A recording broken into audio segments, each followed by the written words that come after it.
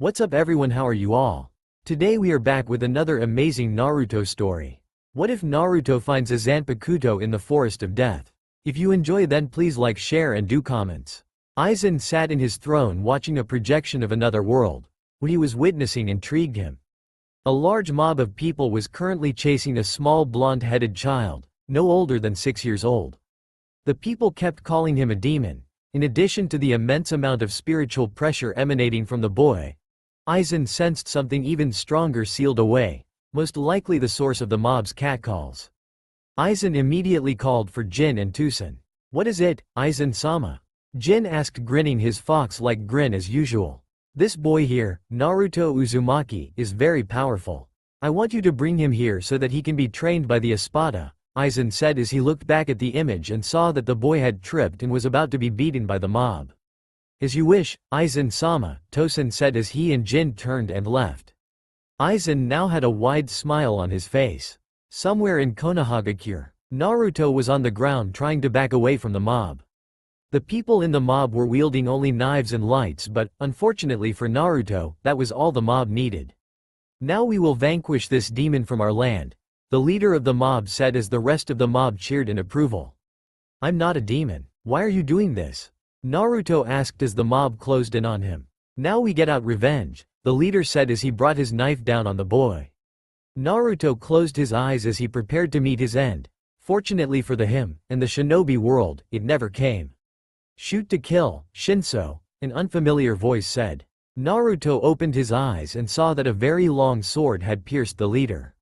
He turned to see its wielder. It was a man with white hair, squinty eyes, and a wide smile. He was wielding the blade that had saved Naruto's life. It had been extended to a ridiculous length, allowing the sword to reach the mob leader. The white-haired man stood next to a black man with purple hair and some sort of visor on his eyes. Naruto could still see that the man's eyes had no pupils, however, giving the impression that he was blind. What the?" Naruto stuttered as the two men walked closer to him. My, that was a close one," the white-haired man said. "Who are you and why did you save the demon?" one of the people in the mob asked as the white-haired man looked at him in confusion. "Huh, demon? If you mean this kid here then your eyes are even worse than Tosen's and he's actually blind," said the white-haired man as the black man, Tosen, just looked at him with a scowl. "If you're here to help the demon, then you'll die with him," another member of the mob said as they charged at Naruto and the two strangers. The white-haired man quickly grabbed Naruto and leapt back while Tosen jumped into the air. "Suzumushi Nishiki. Benihiko," Tosen said as he made a circle around him from the top to bottom with his sword. When he had finished his motion, multiple blades came out of nowhere and rained down on the mob. The entire mob was slaughtered in an instant. Naruto was amazed by such a technique and wished to learn more. "What do you want with me?" Naruto asked as the white-haired man gently put him down. "Let's start with introductions first. I am Jin, and this Tosen. We came from a place called Hueco Mundo and we're here to take you back with us to be trained," Jin replied as Naruto just looked at him, shocked at the news. "Train me? Why?" Naruto asked, wondering why anyone would want to train him. "Because, our master, Aizen, believes that you are strong, and now that we're closer, I can sense that you do indeed have much strength," Tosen said. He had sensed Naruto's strength the moment he laid eyes on him, so to speak. "Will I be leaving forever?"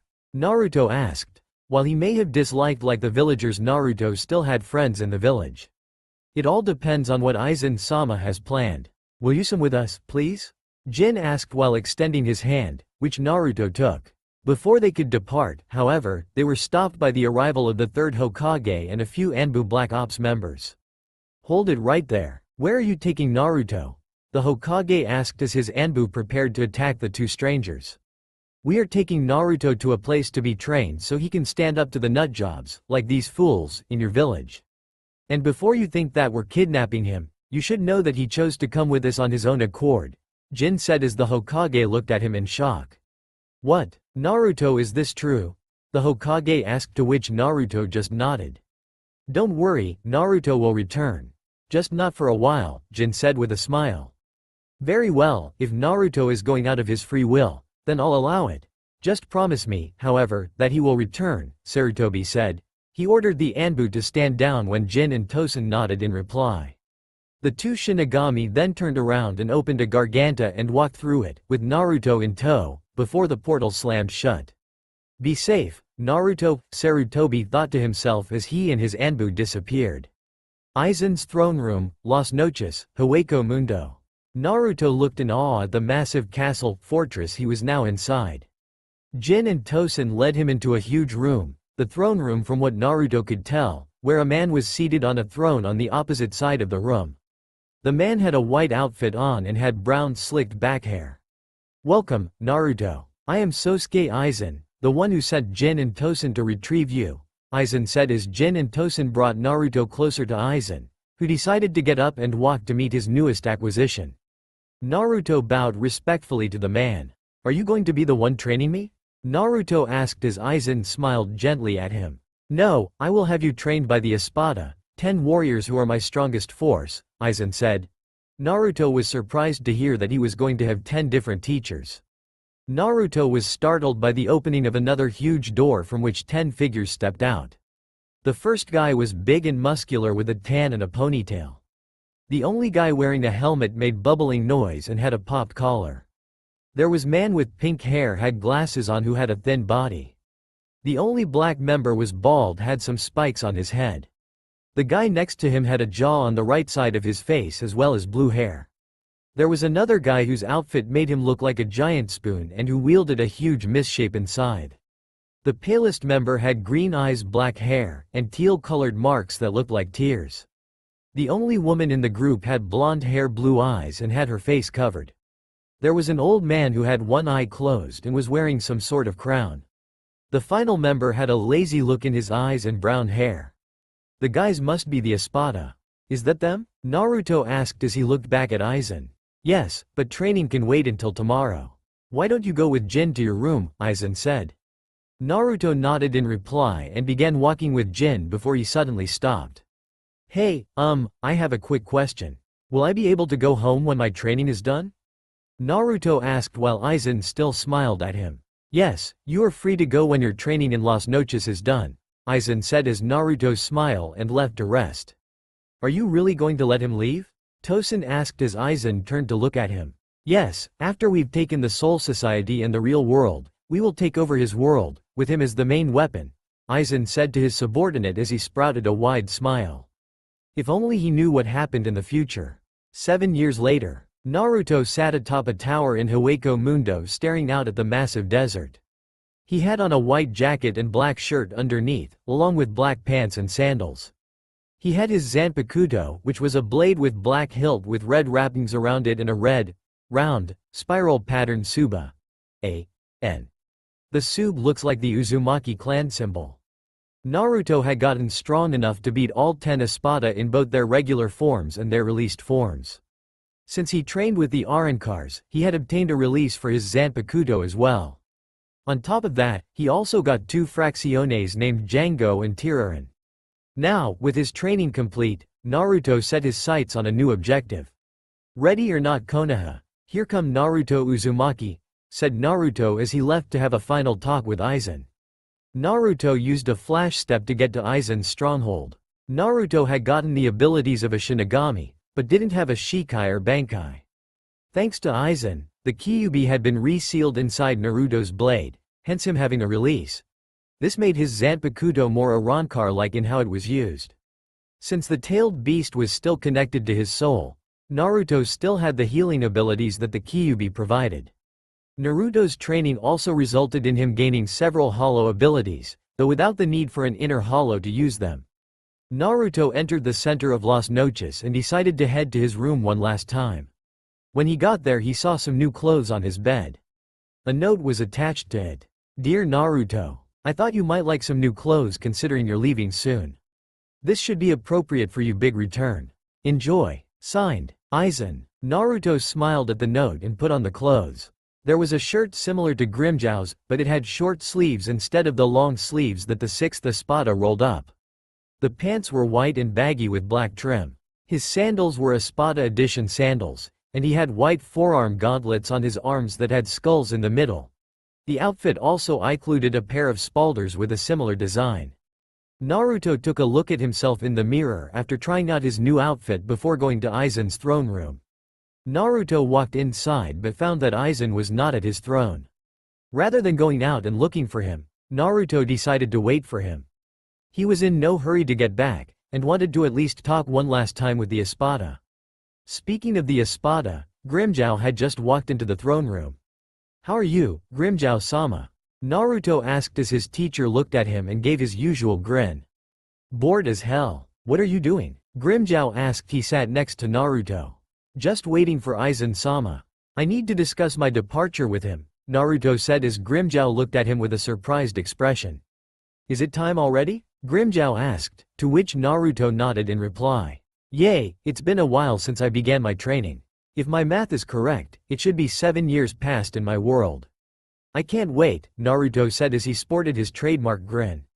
"I like that look in your eye," Grimmjow said as he smiled. Naruto gave a small chuckle. "I'm just pumped is all. There are some people I've been dying to see," Naruto said before Grimmjow flashed a sleazy look. "Oh, you mean like a girl?" Grimmjow asked in a mocking tone. Naruto, not surprisingly, got steamed at him. "Shut up, Grimmjow-sama," Naruto yelled as Grimmjow laughed at him. "I thought I heard some sort of commotion," another person said. Naruto immediately recognized that voice thanks to its lazy tone. "So you actually decided to wake up, Stark-sama," Naruto said, as Stark just looked at him with his laziness still present in his eyes. "I had no choice since Lilynet kept waking me up while you two started making noise over here," Stark said as he cleaned his ears. "Well, that's a great way to say farewell, Stark," Grimmjow said. Stark was confused by Grimmjow's comment, but he finally understood after a minute or so. "So today's the day, huh?" Stark said in a dulled tone. "Yep, time for me to head home and cause a little trouble. Though I still have to consult Aizen-sama, so I am waiting for him to return," Naruto said. Stark nodded in reply before he sat next to Naruto. "Then wait no longer," a familiar voice said. Naruto, Grimmjow, and Stark turned around to see that Aizen had appeared to see Naruto off. Along with Aizen remaining Espada, their Fracciones, and Naruto's own 2 Fracciones came to see him off. "Oh, so you were gathering the rest of the guys to see me off?" Naruto said while smiling at Aizen and the Arrancar. "Yes, I thought that everyone that worked with you should be here to wish you luck. Though I'm sure that the people that fight you should pray for luck if they want to survive," Aizen said, showing his usual smile. "Got that right. Well then, I guess this is goodbye," Naruto said as he extended his hand to Aizen, who took it. "For now at least," Aizen said as he shook Naruto's hand. "Good luck, Gaki," Noitra said while grinning at Naruto. "Are we coming with you, Naruto-sama?" Tiriren asked while giving a hopeful yet sad look at him. Tiriren was an Arrancar with long green-haired who looked like a teenage girl. Her outfit was just a top with a skirt and some leggings. She had a piece of a mask in the form of a headband. Django, Naruto's other Fraccione, was a bit taller than Naruto. He had brown medium hair and a hollow mask in the form of a human skull over his entire face. He had an Espada outfit with long sleeves and his shirt was open. Both of them had regular katanas, but Tiriren's had a pink hilt and a black-colored blade while Django's had a black hilt and a sickly pale-colored blade. Tiriren and Django were the 28th and 29th numeros class Arrancars, respectively. Though they were both at the same level of strength as Ulquiorra when he used his segunda etapa without releasing their Zanpakutos, they had chosen not to become Espada out of their loyalty to Naruto. "No, you should remain here in Hueco Mundo. I will, however, call when I need your assistance," Naruto said as the 2 Arrancar bowed. "If that's what you wish, Naruto-sama," Django said, giving a weak smile. Naruto opened up a garganta and stepped through it. He took one last glance back at his teachers before it closed completely. "Take care of yourselves, and thanks for everything," Naruto thought to himself as the Espada disappeared from sight. Main gate, Konohagakure. Izumo and Kotetsu were at the entrance to Konoha, bored as usual. They had been there the whole morning, taking check of everyone that had passed into and out of Konoha. Though they hoped it was nothing bad, Izumo and Kotetsu wished that something interesting would happen. They got their wish when a black portal opened up in the sky above them. What in the name of Kami is that?" Izumo asked as he and Kotetsu just looked at the portal with a little scared look. "I'm not sure, but it doesn't look friendly," Kotetsu said. Katetsu was about to go get back up before was stopped by Izumo grabbing his arm. "Wait, there's someone inside," Izumo said while pointing at a figure that appeared within the portal. "No way. That's," Katetsu said as he stared at the person inside the portal. The person he saw inside of the portal was none other than Naruto, who then stepped out of the portal and floated gently to the ground. Naruto walked to the gate and nodded to the two guards as they stared wide-eyed at him. "Yo," said Naruto casually as he walked into the village towards the Hokage Tower. Izumo and Katetsu just stared with open mouths and then looked back at each other. Hokage's office, the academy. A few minutes later, the third Hokage, Hiruzen Sarutobi, was dealing with the one threat that no cage had been able to get rid of: paperwork.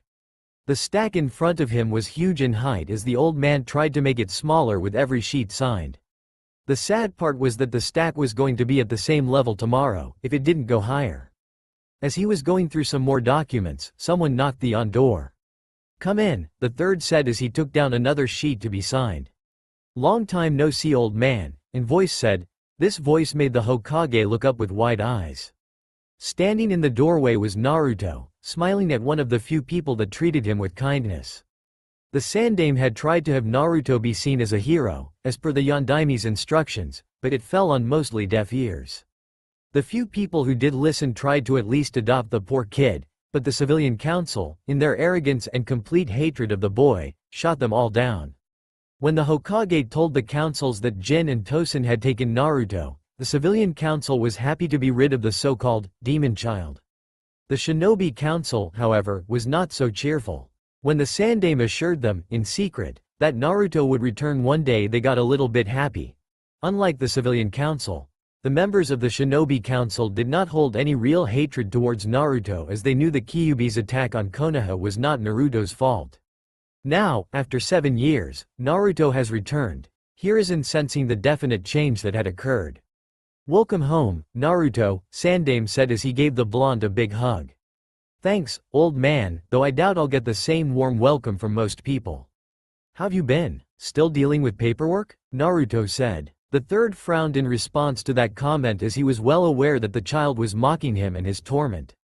"Unfortunately, yes, I am unable to escape this torture until I find a successor," the Sandaime said, going back to his desk and motioning Naruto to sit. Naruto, however, waved it off. "I'm not here to talk long, I just wanted to say hi and get back to the academy. Though they can't really teach me anything there, I still need to graduate to be a ninja," Naruto said, to which the Sandaime nodded. The Sandaime then held up a finger. "Hold on a sec, I almost forgot. This will let you go through the graduation process without having going through all the teachings over again, so you can graduate with your class," he said before he took out a piece of paper and wrote down a note that he then gave to Naruto. "Thanks, old man," Naruto said before taking the note and waving goodbye to the man who was like a grandfather to him before leaving. Academy classroom. A few moments later. "Don't forget that the graduation exam is tomorrow.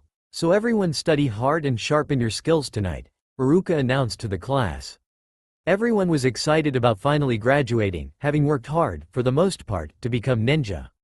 Some of the students had decided to become ninja to gain power, some were there to achieve glory, and some were just there only because their parents forced them to go. Cough Shikamaru cough. The opening of the door stopped the chattering amongst the students.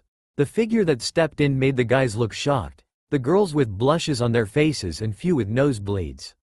As Naruto walked in, he gave a mock salute to Iruka and gave him the note from the Hokage. Iruka nodded at Naruto in understanding and motioned for him to take a seat. A certain Uchiha was looking at Naruto with a frown. The fact that this new guy walked in here like he owned the place felt like an attack on the Uchiha's pride. "Class, our new student, or returning student to be more precise, is Naruto Uzumaki. He will be participating in the graduation exam with the rest of you," Iruka said. Some of the students were shocked by this revelation while other, including a certain pink-haired girl, were very upset. "Iruka-sensei, that's not fair. Why does that blonde baka get to take the exam when he hasn't even been here for so long?" Sakura screeched. Because she had done this in Naruto's ear, he had to clean them to make sure that the pink banshee didn't cause him to lose his ability to hear. Because Naruto has been training for the past 7 years in another place. His training makes him more than qualified to take the exam, Iruka said as Sakura gave one last angry look at Naruto before she went back to her seat. Naruto-kun, I knew it was you, Hinata thought as she blushed at seeing Naruto in such a hot outfit. Naruto sensed her looking at him and turned around and looked at her. Hinata immediately tuned her head with an eep sound. Naruto turned back around and gave a smile. As the bell rung, dismissed, the students proceeded to return home. Naruto walked away from the classroom, but stopped when he felt someone's killer intent directed at him.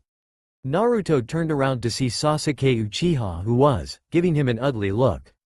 "What do you want, Uchiha?"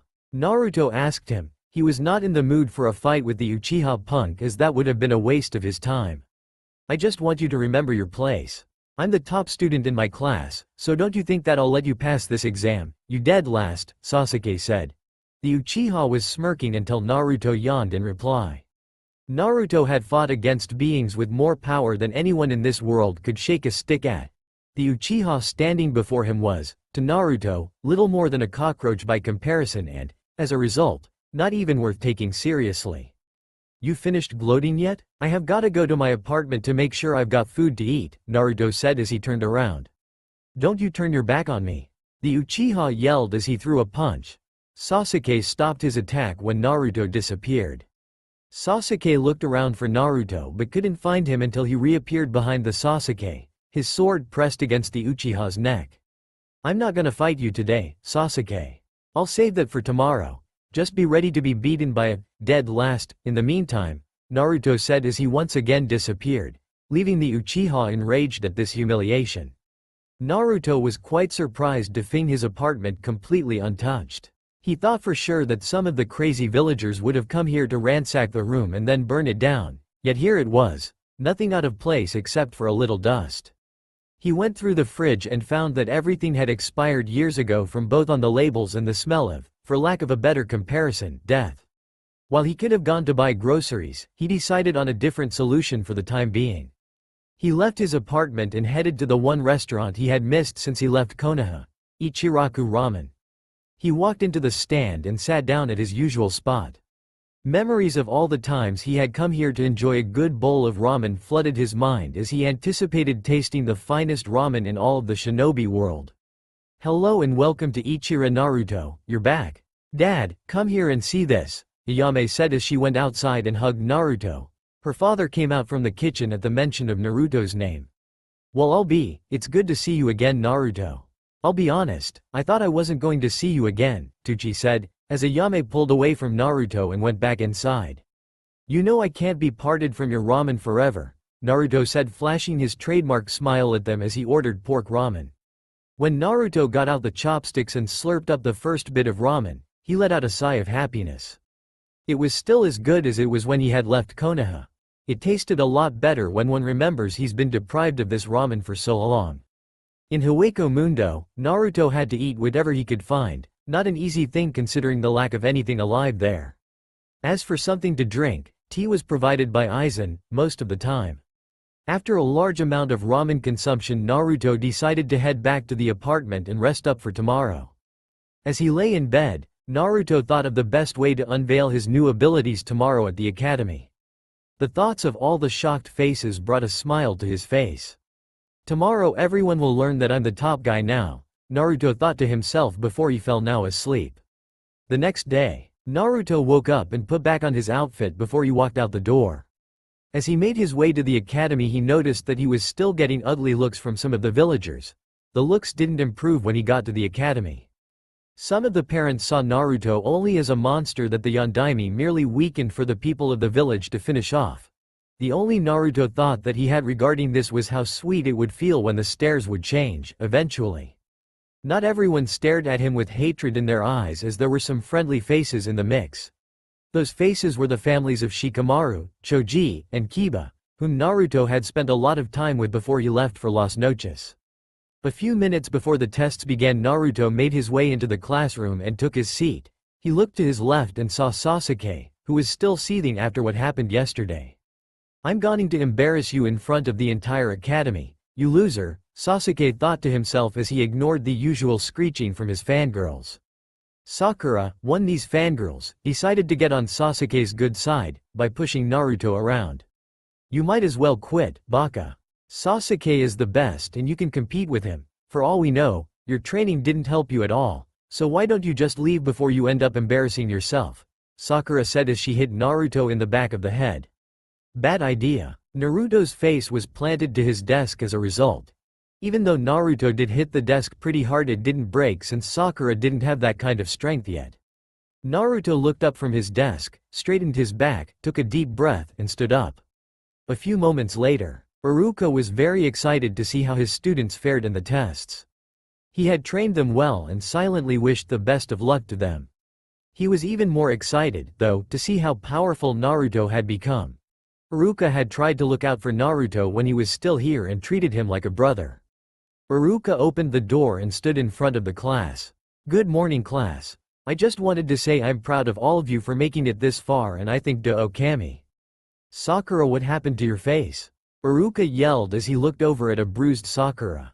After Sakura had smacked Naruto, Naruto simply smirked and punched her in her face, causing her to hit the floor hard, using 1.5% of his strength.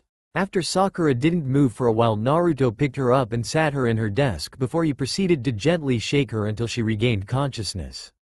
When Sakura came to, however, the pain of Naruto's attack hit her so fast that she would have screamed in pain if Naruto hadn't covered her mouth with his hand. After he whispered something in her ear, he removed his hand. Sakura decided to stay quiet until Iruka came in. Sakura now looked at Naruto, who looked back at her, allowing Iruka to make the connection. He decided not to say anything about it, however, as he figured Sakura probably said or did something that was stupid enough to force Naruto to respond like this. Naruto punched her in the face and she fell on the floor, a random student from the class said to the Chunin. Is that so? We'll about this after talk after the exams, Naruto, Iruka said as Naruto gave a nod in understanding. Naruto and his fellow classmates took a series of different tests to test their skills, ranging from jutsus to use of weapons. Though the jutsu that the students usually demonstrated was the clone jutsu, Naruto was allowed to demonstrate an alternative technique due to the unique circumstances surrounding his training. The final test was the combat skills portion. The students would spar with each other to show their fighting skills. In the first match, Choji fought Kiba, if you can call sitting on Kiba for the entire match fighting. The next match was between Sakura and Shikamaru, but the match was called a draw after a while due to Sakura's face being sore as well as Shikamaru's laziness. In the next match, Hinata defeated Ino with her clan's gentle fist attacks. After the match ended, Hinata looked over at Naruto to see if he watched her. Naruto looked back at her and gave her a smile and nod, causing Hinata to blush on the outside and to jump up and down in her mind. After a few other fights, Sasuke and Naruto's little spar, if you wanted to call it that, was next. Almost all of the girls were, not surprisingly, cheering for Sasuke, with Hinata the only exception.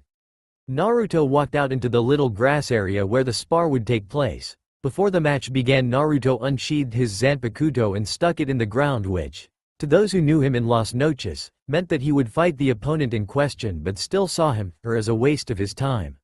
I'm gonna crush you, loser, and prove that you are what we all know you as, a dead last, Sasuke said as got screams of approval from the fangirls and a raised eyebrow from Naruto.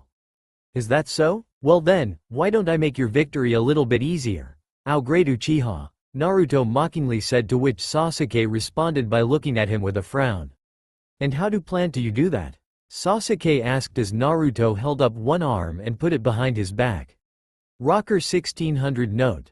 Moderate editing from the original begins. I will give you an advantage. One hand. No, one finger is all I will use for this spar.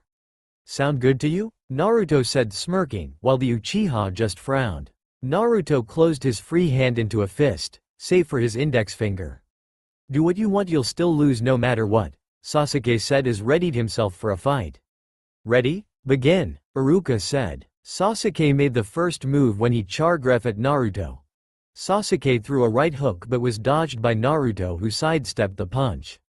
Sasuke then tried a body kick, which Naruto easily evaded.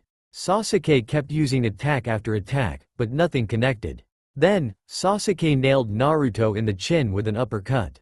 Everyone held their breath, thinking the Uchiha had finally won the fight. Chuckling broke the silence, which then turned into all-out laughter. It was coming from Naruto, which enraged Sasuke.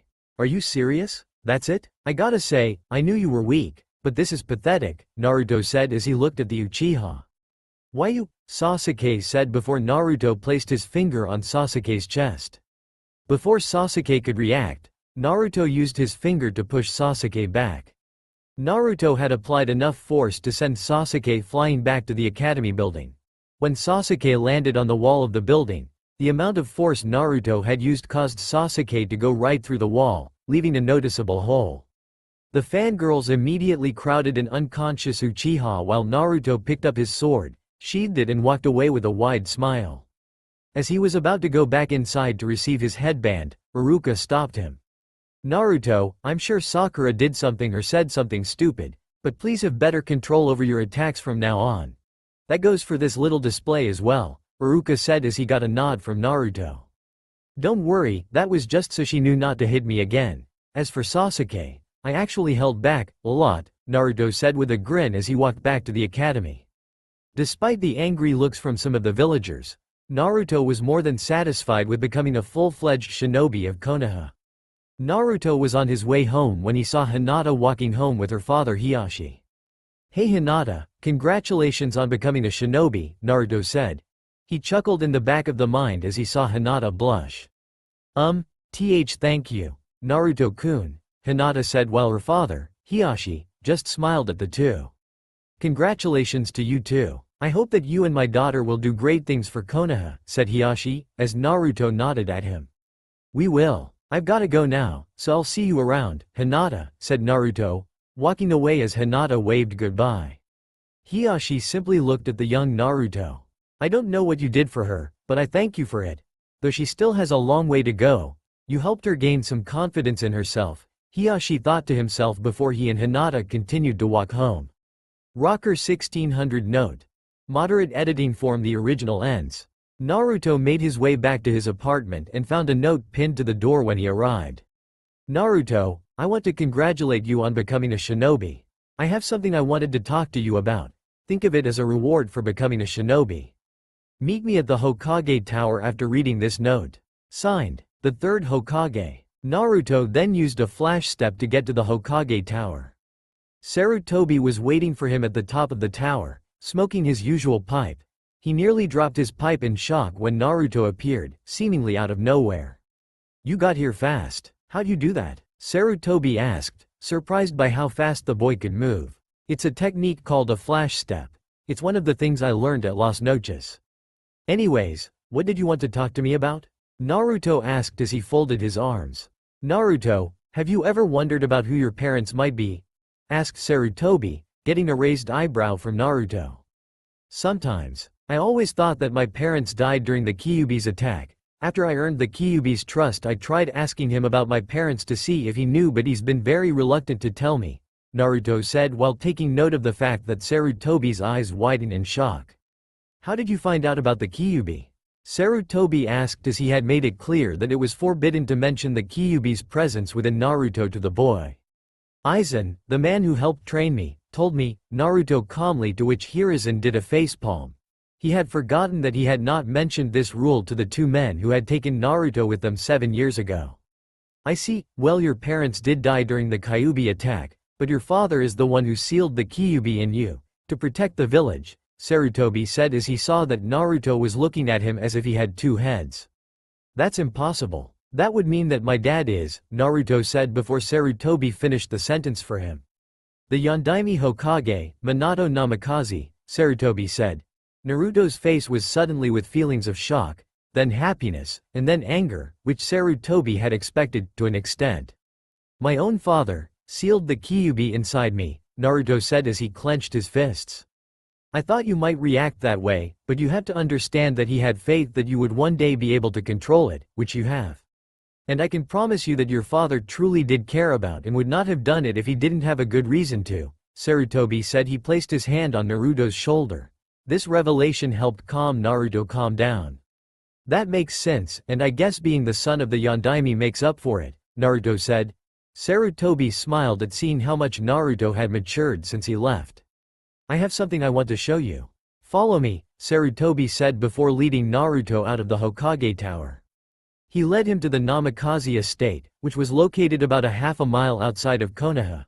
The place was, needless to say, enormous, as it was twice as big as the Hyuga estate. Naruto saw that the place was surrounded by a barrier, with a blood seal on the front door keeping it intact. "Go ahead, release the seal," Sarutobe said, to which Naruto looked at him with a raised eyebrow. Naruto placed his hand on the seal, which quickly deactivated the barrier. Naruto was a little bit shocked that it worked. "So is this place mine now?"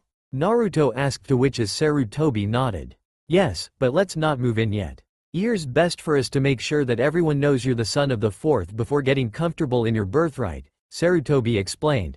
Naruto nodded in agreement. "That sounds fair to me. Thanks for showing me this, old man," Naruto said as he hugged the old cage. "I knew you were strong enough to know the truth now," Sarutobe said as he broke off the hug and walked back to the tower. "I hope you're watching me, Dad, because your son is about to become the greatest shinobi of all time." Naruto as he looked one last time at the estate before reactivating the barrier. Naruto was a bit anxious today. Why? Because today was the day where he would get put into a genin team. He just hoped he didn't get put into a group of morons, primarily Sasuke and Sakura, if at all possible. He especially hoped he didn't get the both of them. Oh Kami, he prayed that he didn't have those two. He hoped he would get put with a team of people like Hinata and Shino. Those two had some sense in their heads. He would take Shikamaru at this point. Though he found his a bit annoying, Naruto was at least on good terms with him. His thought process was disrupted when he got into the classroom. Iruka came into the classroom a few minutes later to address the class. "Welcome class. First off, I would like to congratulate all of you for passing and becoming genin. As you know, this means that you will now be put into teams of 3 and will carry out mission with both your teammates and your sensei. Now, for the team assigning. Team 1 will be," Iruka said as he announced several teams. This continued until he got to Team 7. Team 7 will be Naruto Uzumaki, Sakura Haruno, and Sasuke Uchiha, said Iruka, as he saw Naruto just put his head down in anger. "Kami, you have cruel sense of humor," Naruto thought to himself as he raised his head and looked at Sasuke and Sakura, seeing that they weren't too happy about the pick either. Rocker 1600 note. One of my two favorite funny moments in this story was laughing and thinking, yes it does, Naruto. The rest of the teams were announced, and were soon picked up by their respective senseis. Only Team 7 was left, and Naruto was getting pretty tired of waiting for a sensei that, to be perfectly blunt, probably couldn't teach him much. People far more powerful than anyone in Konoha, or the entire shinobi planet for that matter, had trained him personally. His squad leader would probably favor the Uchiha and spoil the little punk with jutsus. Naruto had to drown out these thoughts as they were making him sick to his stomach. Naruto was interested, however, to see just how he fared against a Jonin. Where is he? He couldn't have gotten lost, could he? Sakura asked as she wondered what was taking their squad leader so long. "Sakura, it's bad enough that I am stuck on the same team as you. Please don't make things worse by annoying me with your useless blabber," Naruto said as Sakura an angry look in response. "What did you say, you ignorant ba?" Sakura said before Naruto gave her one of those, "remember what I can do to you," looks, silencing her. "HMPH," Sasuke said, annoyed at both his teammates and wishing he didn't have to wait around. The classroom door opened a couple of hours later to reveal a man with gray hair, a mask that covered half of his face, a standard Jonin outfit, and a headband that covered one of his eyes. He walked in and briefly observed the 3 genin. "Okay, you 3 are with me. Come outside so we can talk a little," the man said as the young ninja got up and followed him outside. "Okay, now I'm going to ask you guys about what you like, things you hate, and your dreams about the future. I'll start off. I'm Kakashi Hatake. I have no desire to tell you my likes and dislikes. My dreams for the future? As for my hobbies, I have lots of hobbies," Kakashi said while Naruto and the others had anime sweat drops on their heads. Well, that was informative, Naruto thought to himself as he looked at Kakashi lazily. "Okay now, blonde kid, tells us a little bit about you." Kakashi back as Naruto regained his focus and straightened out his back. "My name is Naruto Uzumaki. I like ramen and hanging around with my friends. I hate people who are annoying and anyone who threatens my village and my friends." My dream is to one day become the strongest Nina and become Hokage, Naruto said as Kakashi nodded at the son of his late sensei. He's certainly gotten much more powerful than even I am, Kakashi noted as he told Sakura to tell the about herself. My name is Sakura Haruno. I like giggles, well the person I like, giggles, is Sasuke. I hate Naruto and others who don't like Sasuke. My dream is to be a great shinobi, Sakura said while annoying both Naruto and Kakashi in the process. Oh perfect, a fangirl, Kakashi thought before he told Sasuke that it was his turn. My name is Sasuke Uchiha. I hate a lot of things and I don't particularly like anything. What I have is not a dream because I will make it a reality.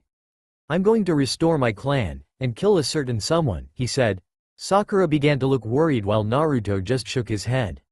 Revenge, the one thing that will make anyone a pain in the ass, Naruto thought to himself as he looked at Sasuke. Kakashi looked at Naruto's expression and realized that his thought probably matched his own thought about what Sasuke just said before he continued his little lecture. Okay then, tomorrow I'm going to give you guys a little exercise I use with my teams. So get some rest and meet me at the training field. I would also advise that you don't eat anything in the morning if I were you, Kakashi said before he left to leave his students to their thoughts about his advice. Sakura and Sasuke were both worried. Naruto, on the other hand, was not fazed by Kakashi's warning in the slightest, as he already knew that Kakashi was bluffing.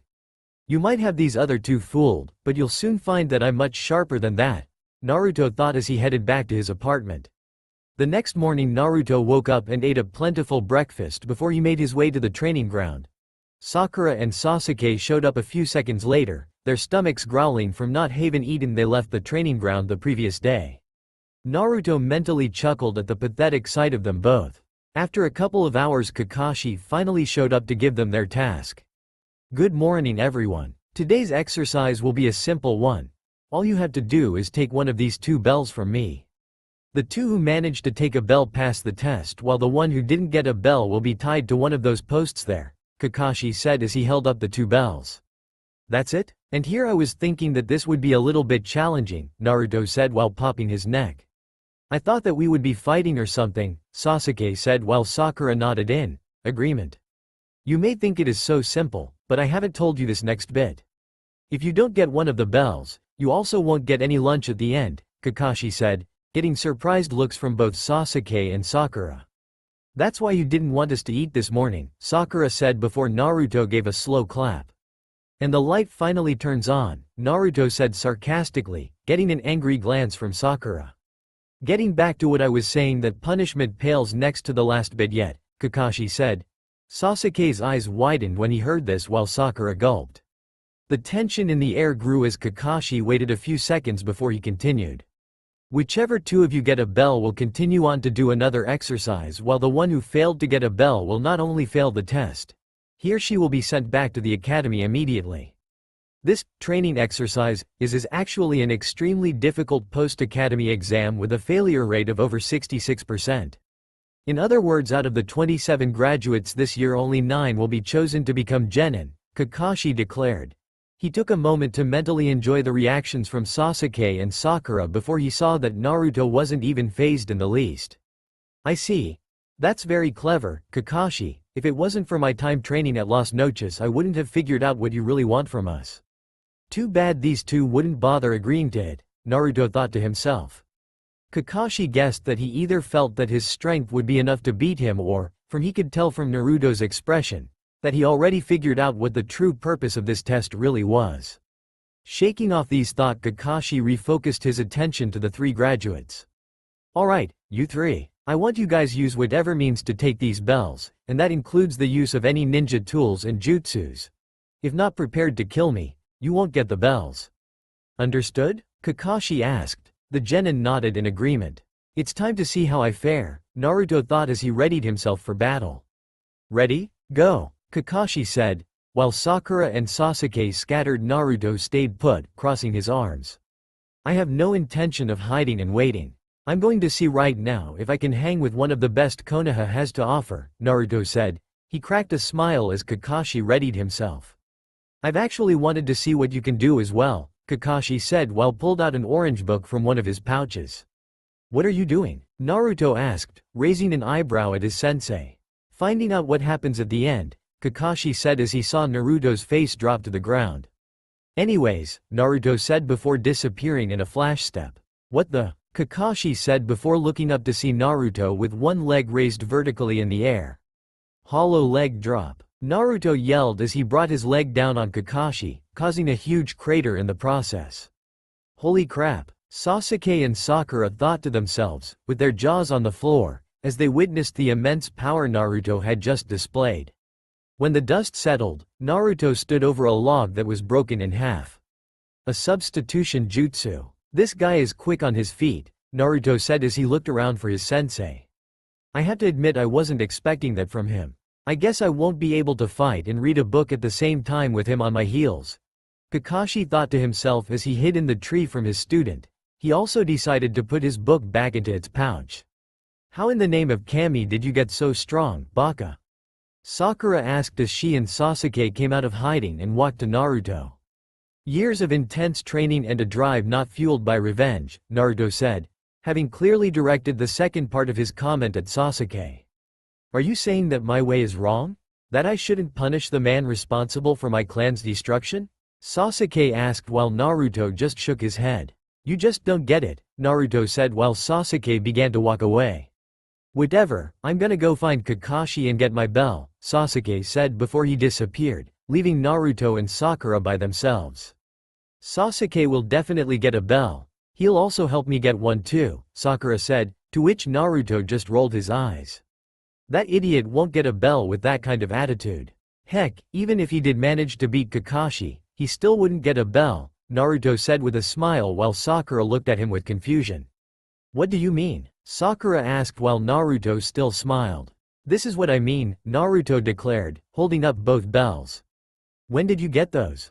Sakura asked, shocked at the sight of the bells. When I disappeared, I snatched the bells quickly and then moved above Kakashi. I'm actually surprised he didn't notice, he said while Sakura's eyes sparkled at the bells. So I guess I had to beat you to get the bells. Let's do this, Sakura getting ready only to get laughed at by Naruto. As much as I would love to smear you across the ground, you're still my teammate, Naruto said to Sakura as he tossed her a bell and started to walk off. Why just give it to me so willingly? Sakura asked as Naruto turned around and looked at her. Because you'll need it more than me, he said before flash-stepping away, leaving Sakura lost in thought. Naruto searched around for Sasuke. He expected to see him fighting Kakashi, but he found something else. Sasuke was neck-deep in the ground, having been put there because of Kakashi. Naruto had to fight the urge to snicker at the prodigy's situation. So I guess you didn't get a bell, huh? Naruto said. This got him Sasuke's attention, as well as a frown. I almost had him. What do you want, loser? Sasuke asked, while Naruto stood a few inches from his face. Your goal to get revenge for your clan isn't going to get you anywhere, Naruto replied. Sasuke was shocked at what Naruto just said. I have to avenge my clan. What do you know about it? Sasuke asked while Naruto just looked at him with a calm and collected expression. I don't know what it's like to lose your whole clan, but if you continue to go down this path of revenge, it'll only consume you in the end. Then what will you do? Naruto asked as Sasuke simply smirked at him. Here's my answer, loser, Sasuke said before proceeded to spit on Naruto's sandals. Oh well, can't say I didn't try. You don't deserve this, but I really don't care, Naruto said as he tossed the second bell in front of Sasuke. When did you get that? Sasuke asked. Naruto just flash-stepped away again without responding. Naruto landed on a tree, where a certain masked, orange book-reading Jonin was sitting on a branch. Kakashi put his book away and started to slowly clap. I'm impressed that you were able to get those bells in such a short time, Kakashi said as Naruto sat down on the tree branch. You should have at least attempted to use your Sharingan, though, it would have at least made things more interesting, Naruto said to Kakashi before taking a moment to mentally smirk at the Jonin's reaction. How did he? Never mind. I don't even want to know, Kakashi thought to himself as he regained his composure. Anyways, I'm just surprised that you didn't stop me or try to get the bells back, Naruto said as Kakashi sat down next to him. I wanted to see what you would do with them. So, why did you give those to the bells? Kakashi asked while Naruto thought back at his time in Las Noches. Flashback. Somewhere within Las Noches, Hueco Mundo. You really think that you can take me? Apache asked, enraged that Mila Rose would even try to take her on. Heck yeah I could, unicorn weakling, Mila Rose said as she got face to face with Apache. You two fighting all the time is so childish and trivial, Sun Sun said, getting angry looks from the other two as a result. What did you just say? Apache asked, getting even madder because of the comment. Naruto, meanwhile, watched as the three Fraction members fought amongst themselves from the top of a nearby tower. He saw Tear Harabel walking behind him. Why do they constantly fight amongst themselves, Harabel-sama? They have to work together as a team with you and the rest of the Arrancar. But all they do is fight each other, Naruto said as Harabel walked up to him and to his right side. You are right, they do fight amongst themselves a lot, but they still work together because of their loyalty, Otimi. Loyalty is the key for any team to work together for a united goal, Harabel said as she saw that her wisdom had already reached Naruto. End flashback. Konoha Training Grounds. Current time. Let's just say that I had a good teacher that taught that loyalty is the key to uniting a team, Naruto said as Kakashi nodded at him. Well, the timer should be going off any moment now. You should probably go off somewhere, Kakashi said. Naruto took off as soon as he was done. A few seconds later, the timer went off and everyone made their way back to the hero's memorial stone. Sakura and Sasuke showed Kakashi that they had their bells. Kakashi congratulated them both and told them they could eat. He told Naruto that he would have to be tied to the log. Naruto willingly went over and let himself be tied up.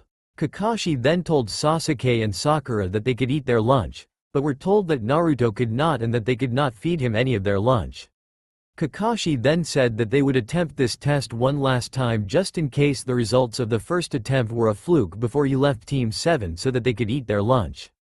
I still don't understand why you helped us, Naruto, Sakura said while Naruto just stared off into the ether. It doesn't matter if you understand it or not. Though I don't like it, you guys are my teammates, so I have to help you, Naruto said while Sasuke scoffed at him while he ate. You're an idiot who doesn't know how to take advantage of an opportunity and that's all there is to it, Sasuke said while eating his lunch in front of him in an unsuccessful attempt to irritate Naruto. He stopped when, to his amazement, he saw was Sakura raising her lunch to Naruto. Naruto was equally surprised by this move. Don't think that this means that I like you or anything, but you did help me. This is just way for me to thank you, Sakura said as Naruto breathed a sigh of relief. Oh thank Kami. For a moment I thought you were trying to make me fall for you or something, Naruto said as he got an angry look from Sakura. Do you want to eat or what? Sakura asked before she saw that Naruto now had a serious look on his face. You'll have to feed it to my mouth considering I'm a little tied up right now, Naruto said. Sakura, while undoubtedly angry, understood the circumstances. Fine, here, Sakura said as she took a little bit of the food with her chopstick and giving it to Naruto. The minute Naruto swallowed the food, there was a huge boom. Kakashi appeared a split second later with an angry expression on his face. Didn't I tell you not to feed him? Kakashi yelled as he noticed Sakura looked scared out of her mind while Naruto had a serious look in his eyes. I was just giving him some of my lunch since he helped me get a bell, a terrified Sakura stuttered as Kakashi looked at her, then Naruto. Is this true Naruto? Kakashi asked, though he already knew the truth. It's true. I gave Sakura her bell, Naruto replied while Sasuke just looked at him with anger. Well if that's the case, Kakashi said in angry tone. Just as Sasuke and Sakura began to brace themselves for the worst, Kakashi suddenly turned tail and smiled at them, though it was hidden behind his mask. You pass, Kakashi said cheerfully while getting shocked looks from Sakura and Sasuke. We passed, Sakura said before proceeding to jump up with joy after Kakashi's statement sunk in. Well that was a good act you put on there sensei, Naruto said. Even Naruto was willing to admit that Kakashi scared him at the beginning, though not by much. What do you mean we pass? Sasuke asked as he was still unsure what was going on. This test was all about teamwork and how well you three could work together. Naruto was the only one who realized it, though it was Sakura's actions that sealed the deal, Kakashi said as he untied Naruto. I figured as much, but why so much deception? If the goal was teamwork, why not have a bell for each of us? Naruto asked, to which Kakashi responded by pointing at the memorial stone behind him. It's something that a close friend of mine taught me. Those who break the rules are scum, but those who betray are worse than scum, Kakashi said. Naruto nodded in understanding. He now realized this test was designed to see if the people partaking in it were able to place their team over the rules. So what now? Naruto asked after that they had passed their sensei's first test. Now, Team 7 starts missions tomorrow. Kakashi said as give the genin a thumbs up. Finally, we can get down to business, Naruto thought as he left Kakashi and his teammates and headed home.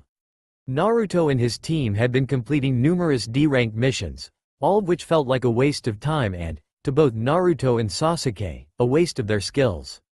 In Naruto's case most forget that all of these missions didn't even require the use of his Zanpakuto.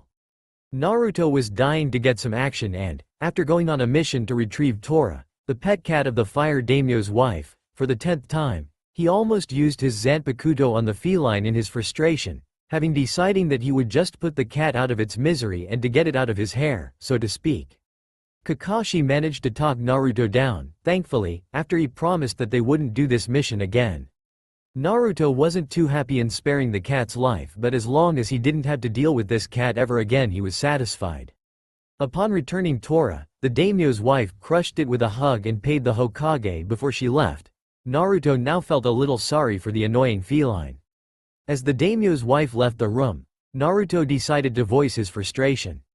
Old man, this pile of crap that you call missions is not what I thought I was going to be doing when I graduated, Naruto said as he crossed his arms.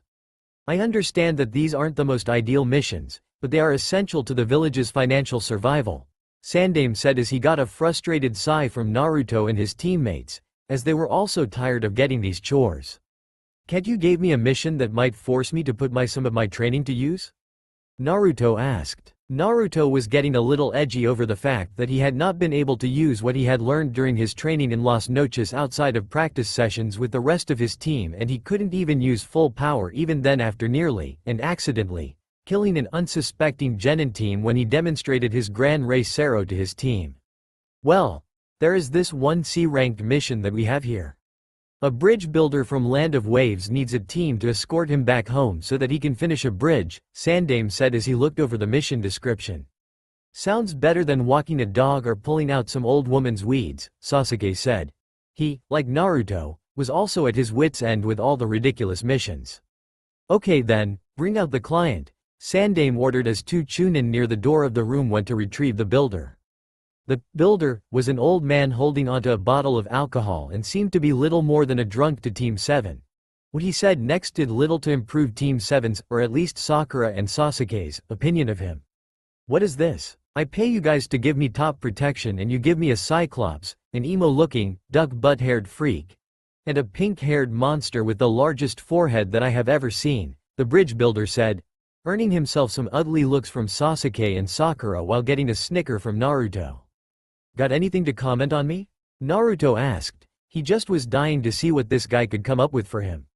Nice outfit, the bridge builder said as he gave Naruto a thumbs up.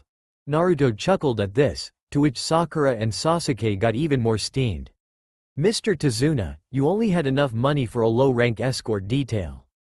Besides, you said bandits and highwaymen were the only people that might come after you on your way home, so I think that you are in good hands, Sandaime explained while smiling at Tazuna, who just rubbed the back of his head in embarrassment. The Sandaime's comments, and Tazuna's reaction to Ta's comment, caused multiple alarms to ring out in Naruto's mind. Why would he need top protection if he's only worried about a bunch of thugs? If he's hiding something, then this might just make things interesting, Naruto thought to himself before he decided not to voice his suspicions. Shall we go then, Mr. Tazuna? Kakashi asked Tazuna, who gave the Jonin a sigh before nodding. Tazuna and his shinobi escort left the Konoha and headed out to the Land of Waves a few minutes later. On the way there Sasuke didn't say much. Sakura tried to get his attention, and Kakashi rolled his eyes at Sakura's advances while Tazuna drank the rest of his drink. Naruto, on the other hand, was thinking the Espada and his fracciones. He wondering how they doing and if he would ever see any the Espada again. He knew that, eventually, he would see his fracciones since he could call for them to join him whenever he pleased, though there was no need for that just yet. He snapped out of these thoughts when he saw a puddle on the right side of the road. Naruto would not have considered that out of the ordinary, if it wasn't for the fact that it hasn't rained in these parts for well over a month. Naruto smirked street this as he walked past the puddle only to turn around sharply and, with his left hand, stabbed the puddle of water in the center. Tazuna, Sasuke, and Sakura looked at Naruto as if he was crazy until blood pooled out of puddle and two masked figures jumped out. Glad I wasn't the only one who noticed that, Kakashi thought to himself as he brought out a kunai. You little brat, how'd you find out? One of the masked guys asked as he brought out his clawed hand, which was chained to the clawed hand of his counterpart. Next time you should transform into anything except a puddle of water when it hasn't rained here in over a month, Naruto said as he unsheathed his Zanpakuto. So the kitty has a sword. Let's see if you can actually use that thing, other assailant said as he and his partner charged at Naruto with their claws ready to strike.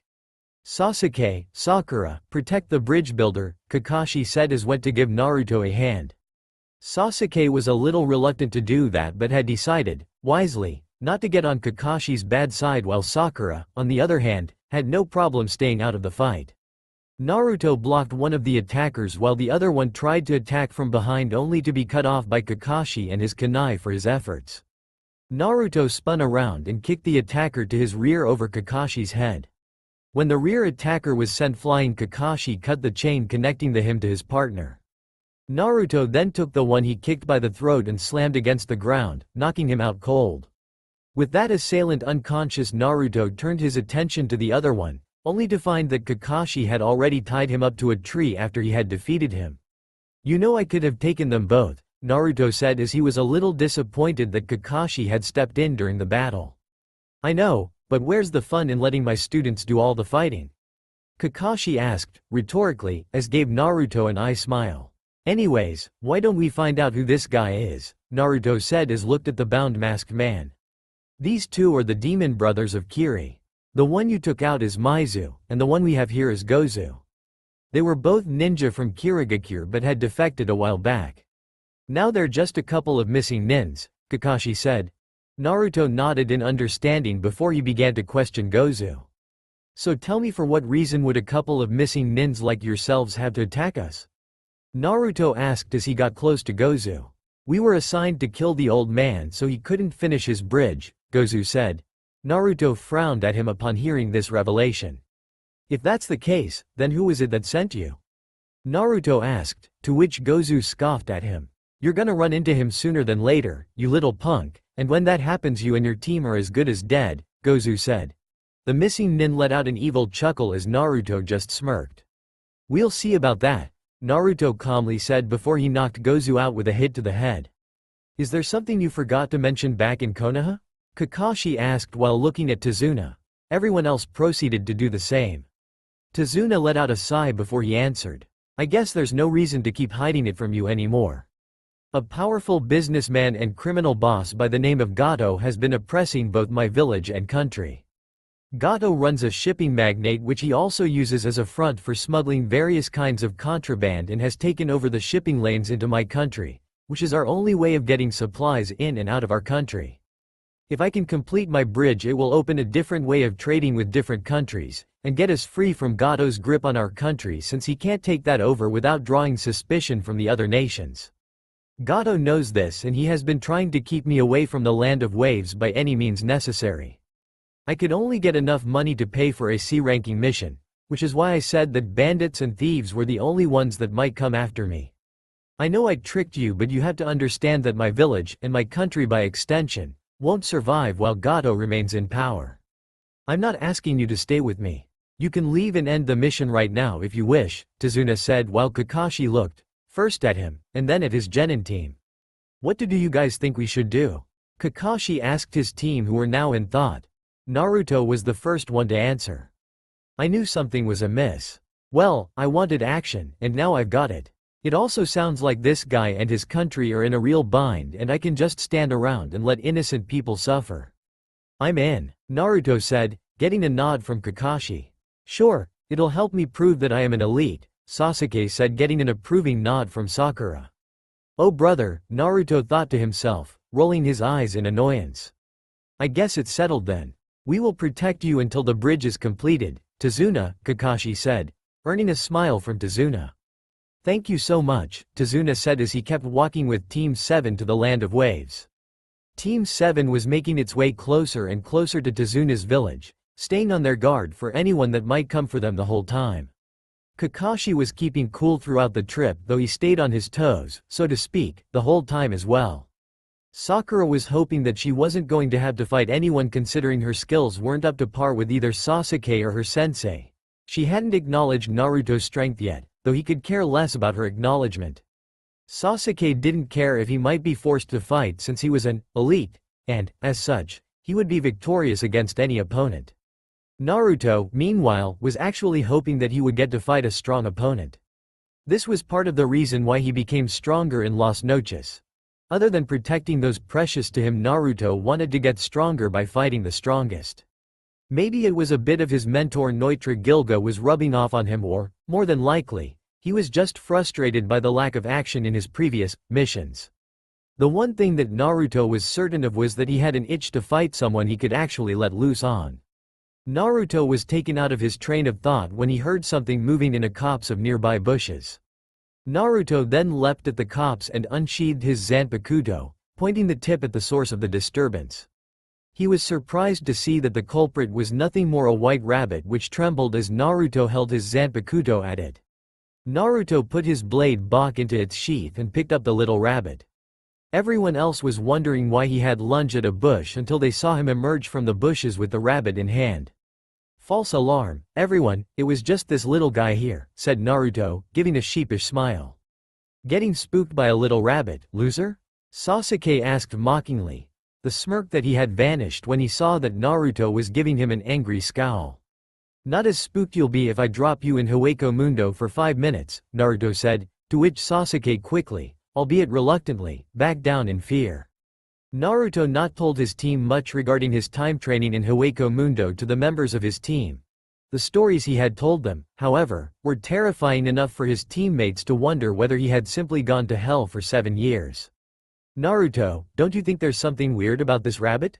Kakashi asked. Naruto raised an eyebrow as he looked back down at the rabbit until he understood what Kakashi was talking about. "This rabbit's coat is as white as snow. It's midsummer, so it should be gray.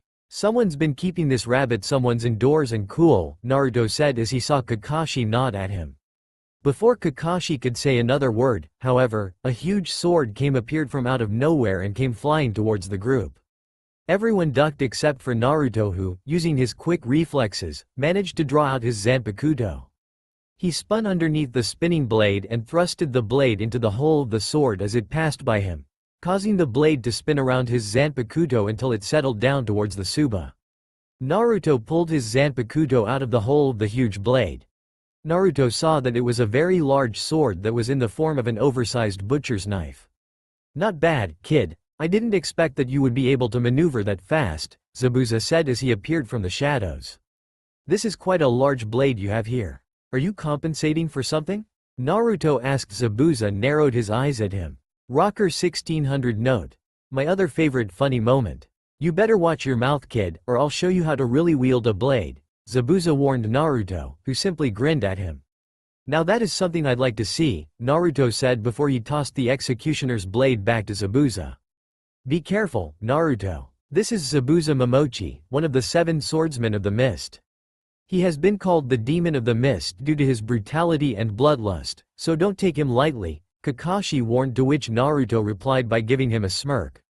"Don't worry about me, sensei. This guy lost this fight the moment I became his opponent," Naruto said as he unsheathed his Zanpakuto and entered into his fighting stance. "Don't push your luck with me, kid. You may have some skills, but I've been handling a blade a lot longer than you have," Zabuza said as he took his stance as well. "Then how about you show me instead of talking me to death," Naruto said as he ran towards Zabuza. "Gladly," Zabuza said as he swung his blade at Naruto's head. Naruto brought up his blade and met Zabuza's sword head-on. Naruto then proceeded to push back the executioner's blade before he made a vertical swing. Zabuza parried the strike off. He spun around and swung vertically at Naruto, who simply ducked and landed a kick to Zabuza's chest, which sent him flying. Zabuza managed to recompose himself, but not before Naruto was already on top of him. Zabuza was barely able to bring up his sword in time to block Naruto's attack. I have to admit, I was expecting more from one of the 7 swordsmen of the mist, Naruto said in a rather insulting tone, putting Zabuza down even more with the fact that he was only fighting with one hand on the blade while the other hand was still in his pocket. Don't get overconfident so quickly, Zabuza said as he kept both hands on his sword. Naruto raised an eyebrow before he saw someone running past them both and heading right for Kakashi, Sasuke, Sakura and Tazuna. It was Zabuza, which meant Naruto was fighting a clone. Naruto immediately used his free hand to disarm the clone of the executioner's blade and, in one swift and fluid motion, sliced off Zabuza's head. The real Zabuza, meanwhile, brought up his sword to try to slash through Kakashi, who had activated his Sharingan, to get to Tazuna. But as he was about to bring down his sword, Naruto grabbed Zabuza by his body strap. You should make sure that I'm taken care of before you focus on anyone else, Baka. Naruto said as he flung the swordsman to the spot where he had been fighting Zabuza's clone. Very well, I was getting sick of you anyway, Zabuza said as he began forming multiple hand signs. He's got something big up his sleeve. Luckily I got something up my sleeve for him, too, Naruto thought as he placed both hands on his Zanpakuto. Water style. Great waterfall technique. Zabuza yelled as a huge wall of water surged around him and barreled towards Naruto. Move, Naruto. Kakashi yelled as he got the others out of the way. Naruto just stood there, however, as some powerful energy was building up in Naruto's blade, which took the form of a orange-colored wave that resembled a crescent moon. Getsuga Tensho. Naruto yelled as he swung his sword and sent the massive wave of Ryotsu flying. The attack cut right through the wall of water as if it wasn't even there. Tazuna and the rest of Team 7 just looked on in shock as the attack then pushed right through Zabuza and sent him flying. He eventually smacked right into a tree back first. Zabuza then looked up and saw Naruto walking slowly towards him. Zabuza stood up, but was immediately pinned the tree by 3 kunais before he could do anything else. Kakashi then appeared on a tree branch above him. Nicely done, Naruto, Kakashi said, flashing his usual eye smile. Thanks. That's the same attack I used for my jutsu test back at the academy, Naruto said. When he did the attack at the academy it was, intentionally, much weaker than the one he just used right now, and even then he was still using only a tiny fraction of the full power of that attack. Impressive. Anyways, I think it's time to finish him, Kakashi said as he pulled out a kunai. Agreed, Naruto said as he took out his Zanpakuto in one hand. I am not gonna be put down by some little punk. You can ki, Zabuza said before he was struck in the neck with 3 senbon needles. What the? Naruto asked before a Kirigakure hunter nin appeared next to Zabuza. Thank you. If it had not been for your intervention and strength I don't think I would have taken Zabuza down, the hunter ninja said as he looked down at Zabuza. No prob, always happy to help someone with a problem, Naruto said as he sheathed his Zanpakuto. Now then I will take him away and dispose of his remains, the hunter ninja said while picking Zabuza up off the ground. Don't you think you should take care of that now? I mean that is how you guys do things professionally in your department, Naruto asked as he suddenly got a little suspicious of the ninja.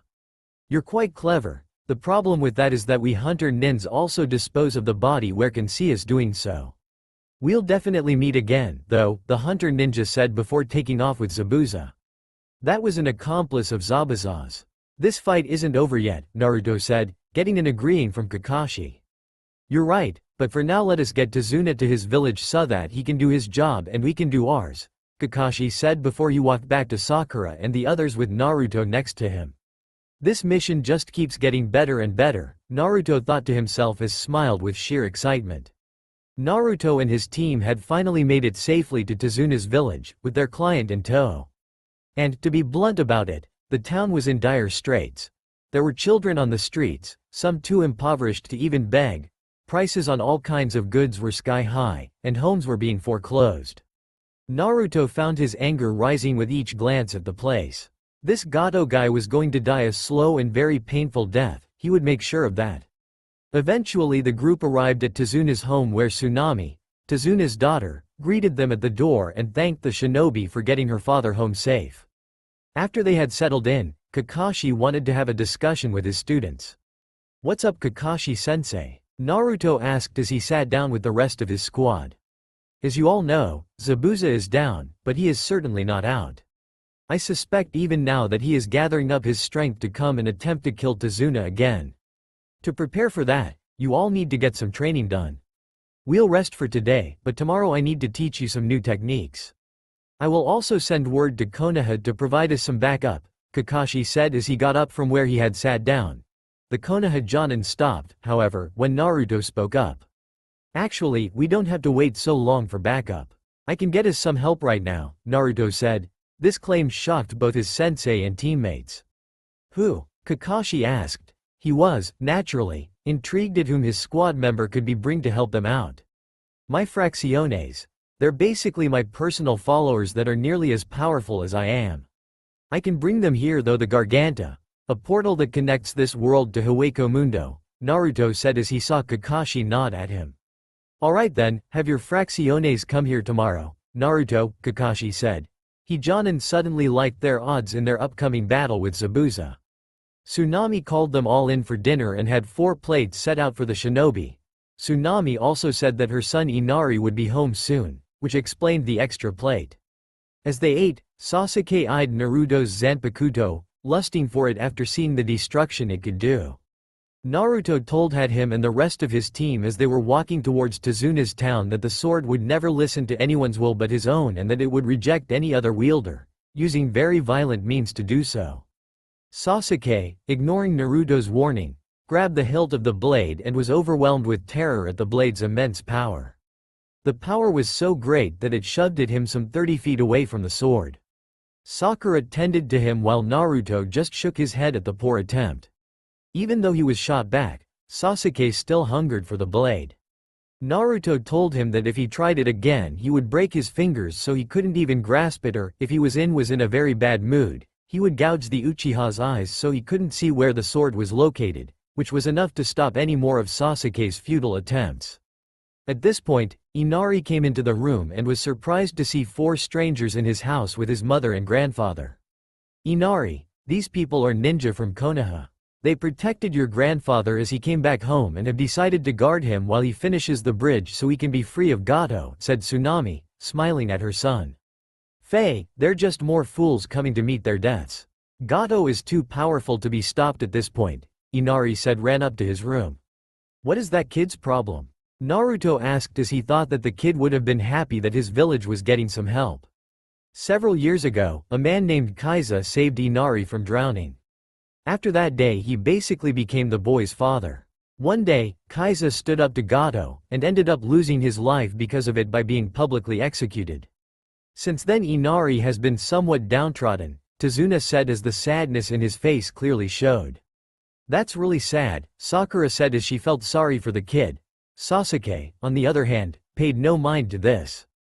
He'll change his mind when we're done here, Naruto said as he set down his bowl and got ready for bed. The next day Team 7 found a secluded place in the forest around Tazuna's village to begin their training. Before they began, however, Naruto was going to bring in his fracciones. Above all else, Naruto was excited to see his fracione again, though he didn't really show it at the moment. Naruto proceeded to open up a Garganta using the Discord technique. Kakashi, Sakura, and Sasuke were, not surprisingly, a little freaked out by the sight of a portal opening up out of nowhere. Tiraran, Django, come on out, Naruto yelled as he looked into the blackness of the Garganta. Naruto-sama, Tiraran yelled from the Garganta as she lunged out and tackled Naruto. Good to see you too, Tiraran, Naruto said, giving a small smile to her once he got out of the Arrancar life-squeezing embrace. She was waiting for the time when you would call for us, Django said as he walked calmly out of the Garganta. Glad to see you missed me, Django, Naruto said after he got up off the ground. Everyone, these are my fracciones, Tiraran and Django, Naruto said. Both fracciones bowed politely to Team 7. It's a pleasure to meet you too. I am Kakashi Hitaki, leader of Team 7. These are the other members of the squad, Sakura Haruno and, Kakashi said before he was cut off by Sasuke. Sasuke Uchiha, last of the Uchiha clan, Sasuke said with a smug look on his face as he proclaimed his title. Is that supposed to mean something? Tiraran asked innocently. It means that I represent the most powerful clan of ninja there is. You should be more respectful to your betters, Sasuke said as he tried to make himself appear as a big shot. As both Arrancar were at the same level as the high-level Espada, however, it didn't work. I haven't seen your skills, so you will receive no respect from me, Django said in his usual calm tone. Is that a challenge? Sasuke asked as he got in Django's skull mask face. Is this what you're dealing with since you returned, Naruto-sama? I already want to kill this little insect in the first few minutes of being close to him, Django said. He earned a smirk from Naruto and Tiraran when they noticed that Sasuke's anger visibly grew. Shut up, Sasuke yelled. He tried to punch Django in the face, but was caught just a few inches from his target. That is very unwise of you. Let me go ahead and make sure you don't use this hand again, Django said as he began to unsheath his Zanpakuto out with his free hand. Let him go, Django. Though I hate him just as much as you do, he is still on my team and I need him to be back in Konoha, alive. And with all his limbs intact, Naruto said. He noticed that Django took a deep breath before he let go of Sasuke. If you say so, Naruto-sama, Django said as he sheathed his Zanpakuto and stood next to Naruto. Kakashi and Sakura were surprised by both Django's aggressive nature and how the Arrancar obeyed Naruto's orders so easily. Now that the introductions have been made, listen very closely you two. I called you two here because we are dealing with a powerful foe named Zabuza Momochi. The man also has a mysterious accomplice who is aiding him and whose full abilities are currently unknown. Your job is to protect the bridge builder Tazuna when we cannot. Understood? Naruto asked. Yes, sir, both of the Arrancars replied as they bowed to their master. Kakashi, you should train Sasuke and Sakura. I'd like to spar with my Fracciones, if you don't mind, Naruto said, to which Kakashi nodded. Makes sense. Since you can fly, there's really no reason to teach you what I'm about to teach them, anyways, Kakashi said before he told Sakura and Sasuke to follow him to train. He was unaware, obviously, of the nature of Naruto's flash step. Alright you two. Time to make sure my skills don't get rusty, Naruto said before he got into a fighting stance. Yay, just like old times, Tiraran said while Django just popped his neck. The three soon went at it in a blink of an eye. Zabuza's hideout. Meanwhile, Zabuza was lying on his bed, bandaged up from his fight with Naruto. He was replaying the fight over and over in his head.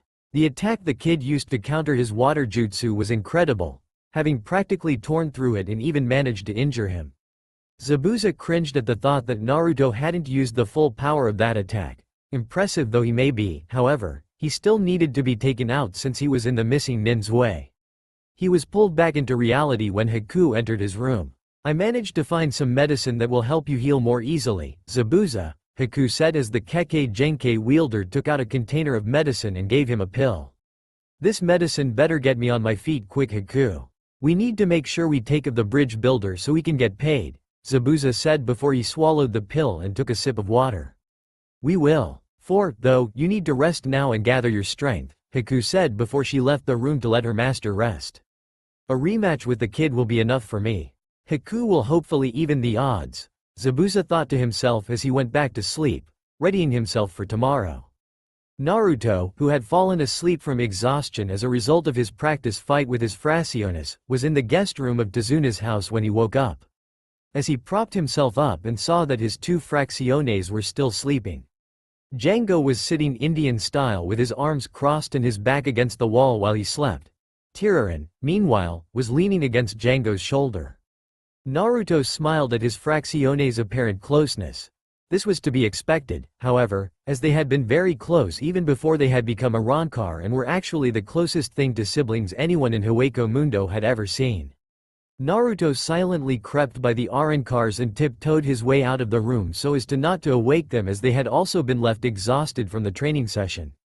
Naruto made his way downstairs and found Tsunami washing dishes in the kitchen.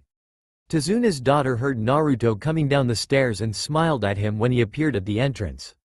Well, there's the sleeping warrior. I was wondering when you were gonna wake up, Tsunami said as she set down another dish before she grabbed another of the dirty one. Where is my team and sensei? Naruto asked as Tsunami set a plate of breakfast out on the table for him. They left with my father to guard him while he works on the bridge. Your sensei thought it best for you and your Fracciones to rest up, Tsunami said as Naruto ate his meal. Naruto was finishing his meal when Inari walked in, his eyes still full of anguish and anger. He glanced at Naruto and was about to walk away when Naruto spoke to him. There is much anger in you. I understand why now, but you shouldn't be in such sorrow. Your father was a good man who was willing to die in order to stand up for what he believed in. You should be following in his footsteps instead of living in despair and fear, Naruto said. This caused Inari to stop in his tracks. My father stood up to a powerful man and died. I will not make such a stupid mistake like that, Inari said, to which Naruto shook his head. He realized that the boy was going to need a rude wake-up call, so to speak, if his message to him was to reach him. Let me ask you something, Inari. Do you think Gato will just go away if you just give up like that? Do you think that crying will make that man and his thugs disappear? Then you should think carefully before saying things like that, Naruto said with a very intense look in his eye and a calm and serious tone in his voice. Naruto continued his little lecture as Inari looked at him, having been left speechless by the ninja's words.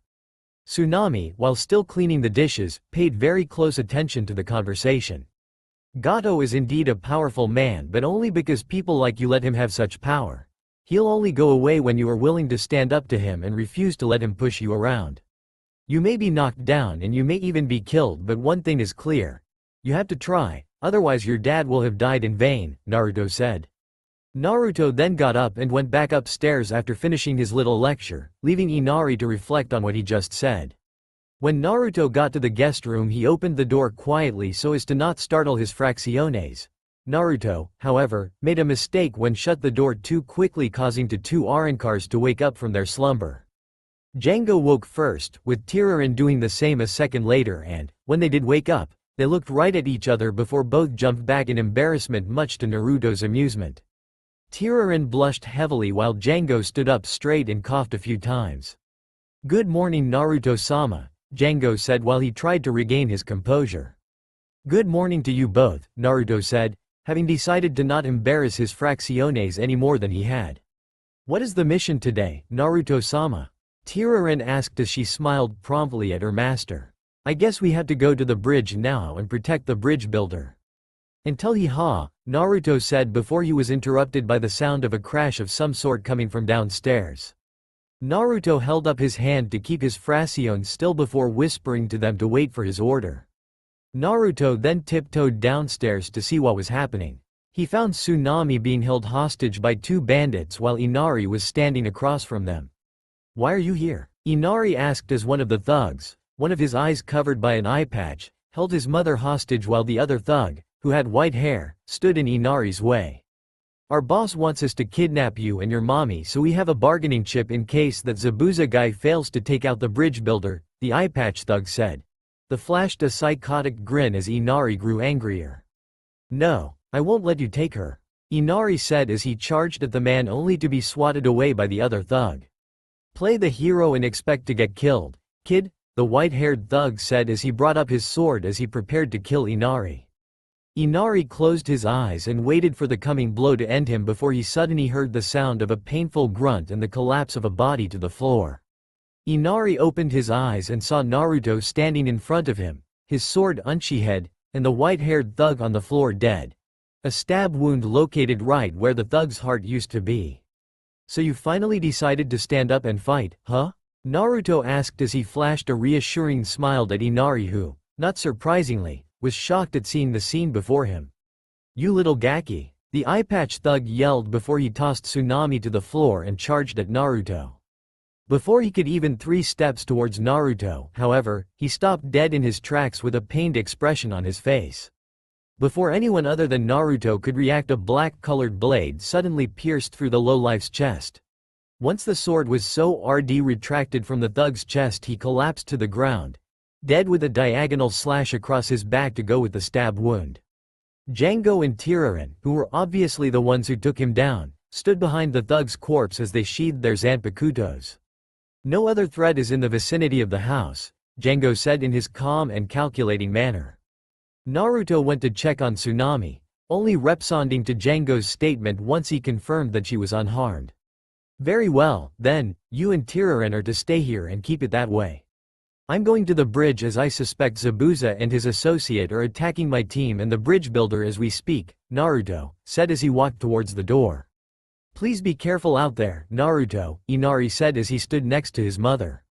You don't need to worry, Inari. You'll see me again, Naruto said before giving him a thumbs up. The shinobi then proceeded to the bridge's construction site. As Naruto Flash stepped towards the bridge, he felt something he hadn't felt since he left Las Noches: excitement. Naruto felt the adrenaline pumping through him, and he loved it. He couldn't wait to get in on this fight as he now had a chance to display his skills. He could tell that his Zanpakuto was also itching for a fight as he continued shunpoing towards the battle. Construction site for the bridge, Land of Waves. Meanwhile, things were not boding well for the rest of Team 7. Kakashi was battling Zabuza head-on in zero visibility as he had been caught in the swordsman's hidden mist jutsu. Sasuke was trying to fight Haku but was caught in her crystal ice mirror jutsu. All the while Sakura was stuck giving what protection she could to Tazuna while the others fought, though, to be perfectly blunt, Tazuna would die if either Kakashi or Sasuke fell in battle if Naruto doesn't arrive soon, since Sakura nowhere near as capable in battle as her three teammates. Zabuza swung down at Kakashi only to be blocked by a kunai in his hand. Where's the blonde kid, Kakashi? He's the one I really want to fight right now, Zabuza said as he added pressure to his sword in an attempt to overpower Kakashi. He'll be here soon enough, Zabuza. Until then, however, you'll just have to settle for me, Kakashi said as he broke out of the power struggle and went on the attack. Sasuke, meanwhile, now looked like a human pincushion with all the senbon needles that now stuck out of him courtesy of Haku. Even now the Uchiha struggled to his feet in his current state, though his arrogance was still as strong as it had been for the past 5 years. Why don't you just stay down? You will only get knocked down again, and if you keep struggling I'll have no choice but to kill you, Haku said, as she was getting frustrated by her opponent's persistence. Shut up. An elite like myself will always prevail in the end, Sasuke said, to which Haku sighed. If that's too you feel, then I guess reasoning with you would be pointless, Haku said as she pulled out even more needles. Haku threw a handful of these needles at the Uchiha, which would have put the prodigy into a death trance had something not blocked the needles before they could hit Sasuke. Haku gasped at the sight of Naruto standing in the way of the needles, which were now on the ground in front of him. He had apparently blocked them with his own body without getting a scratch on him. The Uzumaki Namikaze clansman sighed, as if he had been reluctant to save his teammate. As much as I didn't want to save him, the civilian council back home would have my head if I let their precious Uchiha die. But at least I finally get to see what you're made of, Naruto said as a smile crossed his face. You heard Zabuza-sama. You will pay for that, Haku said before she threw another barrage of needles right at Naruto. The needles collided with Naruto only to drop onto the ground. Each needle simple made a ding sound when it hit with Naruto's body. Not only were the senbons unable to break skin, the weapons were not even capable of tearing Naruto's outfit, which still looked spotless. Haku stopped her attack and looked at him with shock, though her mask hid her face. How are you doing that? Haku asked as she had, not surprisingly, never seen someone so durable in battle. Naruto, before he replied, found himself going into a flashback of his training at Las Noches. Flashback. Unspecified training room, Las Noches, Hueco Mundo. 5 years before Naruto's return. Naruto stood 10 yards from Neutra, who had his usual grin sprouting on his face. Each drew their weapons and got prepared for battle with such precision that it appeared as if they were performing a choreographed dance. You ready, kid? Neutra asked as he placed his scythe blade on his shoulders. Yes, Naruto said with a serious tone his voice. Then you can have the first shot, Neutra said before he made a hand motion for Naruto to come at him. Naruto charged at Gilga and was soon above his head. He then proceeded to bring his blade down with extreme force. It cut across Neutra, but only created sparks as it came down, not being able to cut through the espada. Naruto landed on his feet and jumped back away from Neutra. Neutra checked for a scar but found nothing. He then brought up his scythe and swung down at Naruto. Naruto took the hit and sparks flew, until Neutra's attack reached the boy's abdomen and a small cut. Naruto gasped and clutched his side as Neutra rested his scythe on his shoulder once again and shook his head. You have to get much stronger than that if you're going to have a tough hero like mine, Neutra said as he stood over a kneeling Naruto. Yes, Noitra-sama, Naruto said as he bowed his head before the espada. End flashback. My teachers made sure I would be able to withstand any attack thrown my way. Now that I've answered your question, let us talk in the open. I'm getting a headache just staring at all these mirrors, Naruto said before he seemingly vanished into thin air. Haku tried to locate him but was soon preoccupied when she saw that her mirrors suddenly shattered. Haku attempted to fix the broken mirrors but it took long for her to realize what was going on and, more importantly, that she was too slow to stop Naruto, who refused to let up his shunpo, from destroying mirror after mirror. Haku barely managed to escape the last mirror before it was destroyed as well. Haku landed on her feet and prepared for a fight but was, to her horror, caught by her throat by Naruto. He lifted her off her feet and stared her in the eyes. Damn it, Naruto, you should have just left her to me. Sasuke said as he got to his feet. Not now, Sasuke, Naruto said while he was still clutching Haku by the throat. I order you to let me finish her off, you ba, Sasuke said before Naruto sent the Uchiha flying with a backhand strike. Such an annoyance, Naruto said before he turned his attention back on Haku. What are you going to do to me? Haku asked as she was, understandably, terrified of what a powerful opponent like Naruto would do to her. What he actually did surprised her, however. Nothing, Naruto replied before he released his grip on Haku. The Konoha shinobi turned his attention to the fight between Zabuza and Kakashi. Why? You had me right for the kill, so why did spare me? Haku asked. She was, naturally, curious as to why he would just let her live despite what she had done to his teammate. Because when you attacked me, I followed the spots you aimed for and I took a moment before that to see where you had struck my teammate.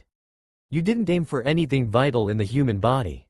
You weren't trying to kill me or Sasuke, Naruto said as he saw Haku look away in apparent shame. Killing isn't really my style, Haku said as if she was a little disappointed with her weakness. The way I see it, you didn't try to kill me so I have no reason to kill you. Now if you don't mind, it would appear as if my sensei is in need of my help, Naruto said as he disappeared yet again, leaving Haku to her thoughts.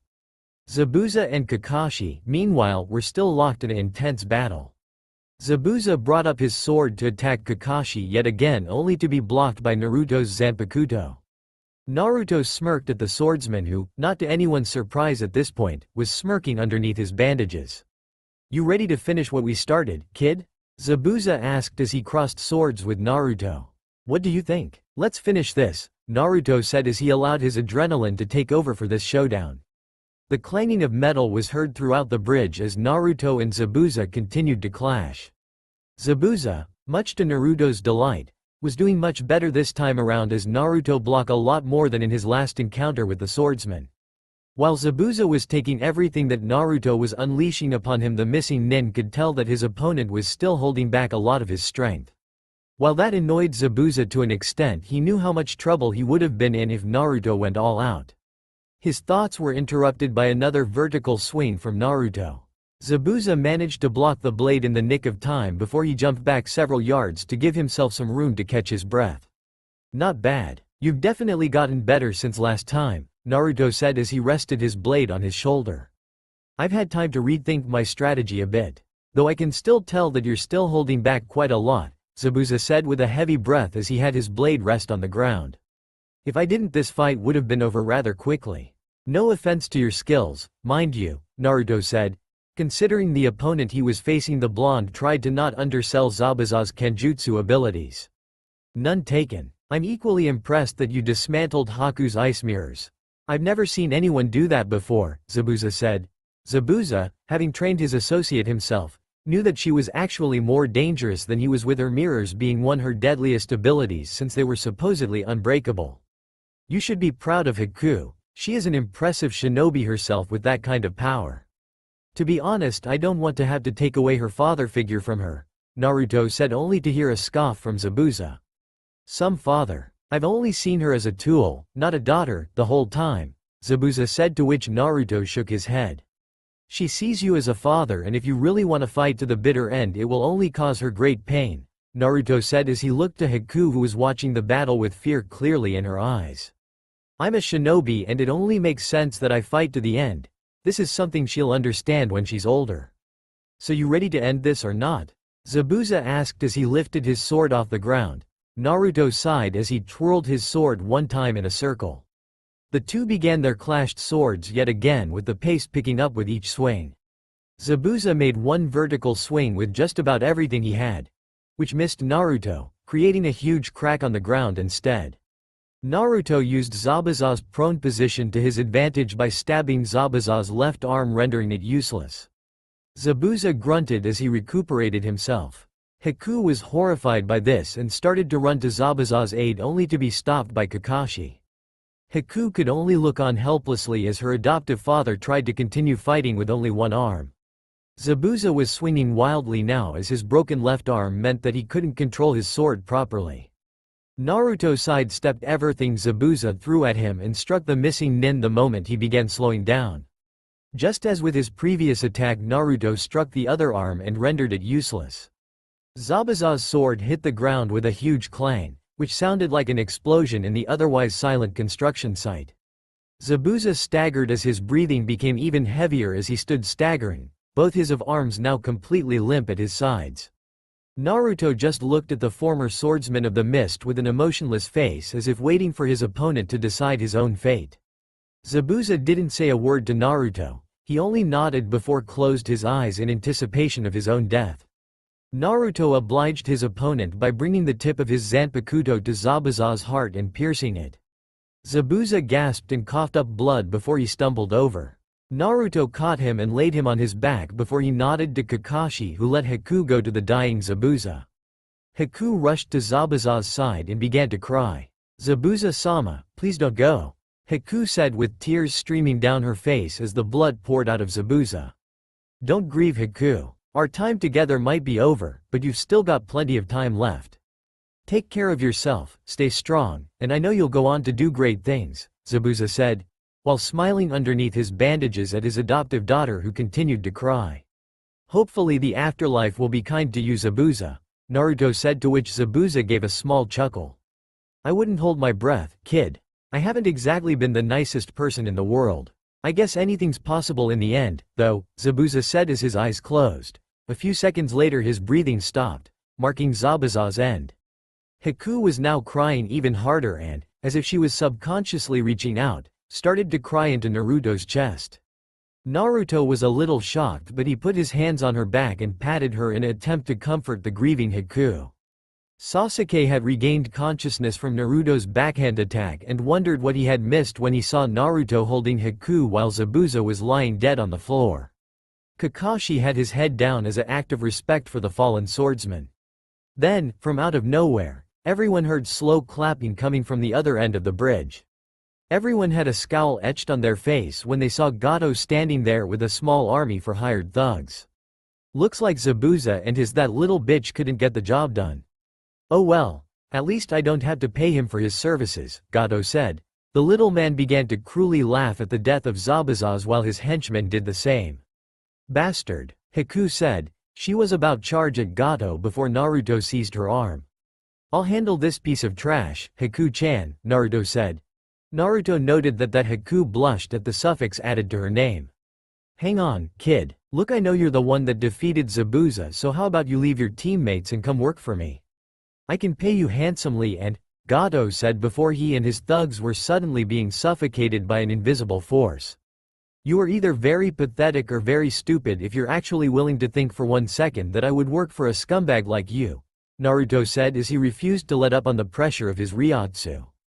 "What is he?" Haku asked as she looked on with Kakashi, Sakura, and Sasuke.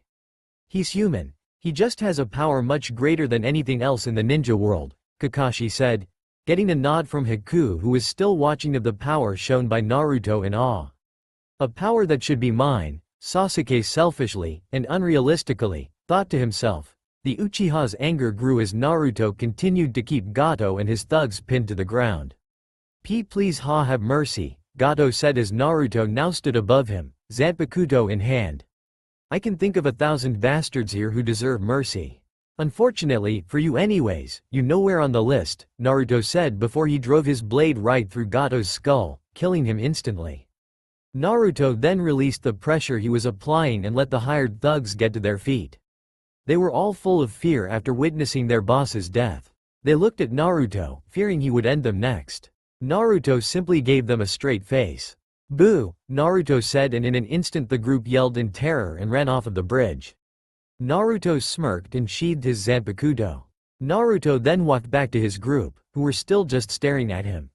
"I'd say this mission is just about wrapped up," Naruto said, to which Kakashi nodded at him. "Yes, but what should we do with her?"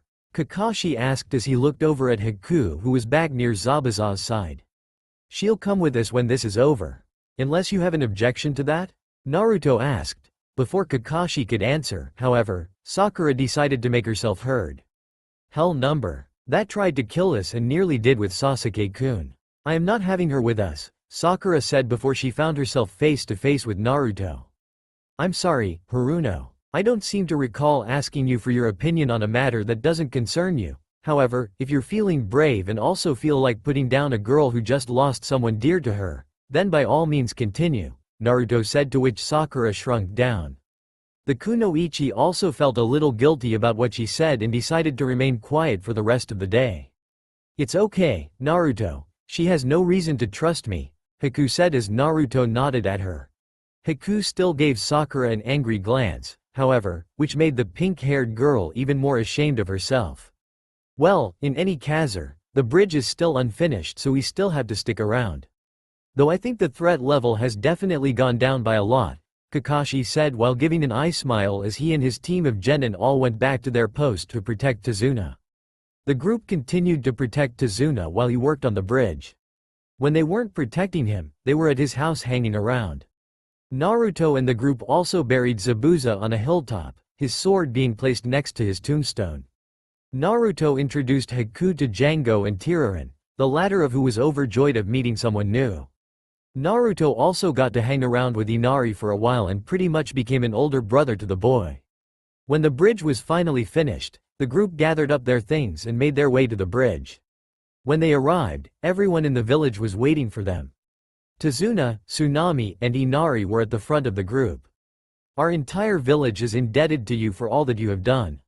You are welcomed back anytime," Tazuna said as Tsunami smiled at the group. "Will we ever see you again, Naruto?" Inari asked before Naruto put a hand on his head. "You can count on it," Naruto said while smiling with Inari as he turned to leave. "Dad, we haven't named the bridge yet," Tsunami said as the group left the village. "Oh, you're right. Well, how about, in honor of that kid, we call it the Great Naruto Bridge," Tazuna said, who got an approving yell from the village. "Looks like you made that village a better place, Naruto-sama," Tiraran said as she walked with Naruto on his right and Django on his left. "Yes, but everyone here helped in some way. The rest is up to them now," Naruto said while he put his hands in his pockets. "What will happen to me?" Haku, who was on the far side of the group, asked. "We have to report to the Hokage about the mission. He will decide what will happen," Kakashi said, made Haku a little anxious. "Don't worry, Haku-chan. The Hokage is not as bad as you think," Naruto said before giving her a comforting smile. "Enjoy that smile, loser. Once I get the council to make you hand over your power, you will be nothing, and I will once again be on top," Sasuke thought to himself as he mentally smiled at the plans he had for Naruto. He was completely oblivious to reality at that moment, though that would not be the case for long. Naruto, Team 7, Naruto's Fracciones, and Haku had just returned to the village when an Anbu arrived and told them to report to a meeting with the Hokage and the two councils. Naruto groaned at this as he now had to deal with the civilian council that had treated him like crap before his departure 7 years ago. He didn't mind dealing with the Shinobi Council because they had treated him with a lot more respect. Naruto and his group arrived as the civilian council had already been trying to have Sarutobi do something about the young Uzumaki, only to have their words fell on deaf ears. They couldn't do anything about it since Naruto was now a full-fledged shinobi and any direct actions towards him would responsibility of the Shinobi Council. Team 7 reporting back from a successful mission, Naruto said, which earned him the attention of everyone in the room. "So we've heard. Before we go any further, however, who exactly are the 3 people behind you, Naruto?" Sarutobi asked after he noticed Tiraran, Django, and Haku. "Well, the 2 behind me are Django and Tiraran. Back in Hueco Mundo, which is where I got my training, these 2 became my personal followers, which are known as Fracciones. They fight, defend and assist me in any way they can." The girl to my left is Haku, the adopted daughter of Zabuza Momochi, who we ran into on our mission.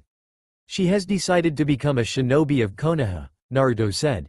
This caused both councils to talk amongst themselves in their respective groups. We of the civilian council want your 2 escorts to be transferred to the Uchiha and the girl be placed the CRA Act, a Haruno woman said. The civilian council member was about to receive a retort from an angry Naruto until Django beat him to it. That impudent runt is not strong enough for us to follow him. We follow Naruto-sama's orders and Naruto-sama's orders alone, Django said while Tiraran nodded in agreement. And I'm not going to be under the CRA to be married off to some man I don't even like, Haku said. She received glares from some in the civilian council as a result. You will do as we say or you can find yourself out of this village, said a large civilian councilman. Before he say anything else, however, Shikaku Nara, one of the shinobi in the room, decided to get involved in the conversation. Hold on a minute, since when have you of the civilian council been allowed to interfere in shinobi affairs? This girl is a shinobi and the other 2 are not from Konoha, so you have no business deciding any their fates, the Nara clansman said. He received voices of agreement from his fellow shinobi. Tensions between the 2 councils, which had gotten worse over time since the end of the last war, almost came to a head until Naruto, who had had enough of the civilian council and their hatred of him, decided his presence known again. I think it's time to reveal my heritage, old man, Naruto. The old Kage nodded in agreement. I believe you're right, Naruto, Sarutobi said, which confused most the members of both councils as well as Sakura, Sasuke, and Haku. Hokage-sama, what does he mean by his heritage?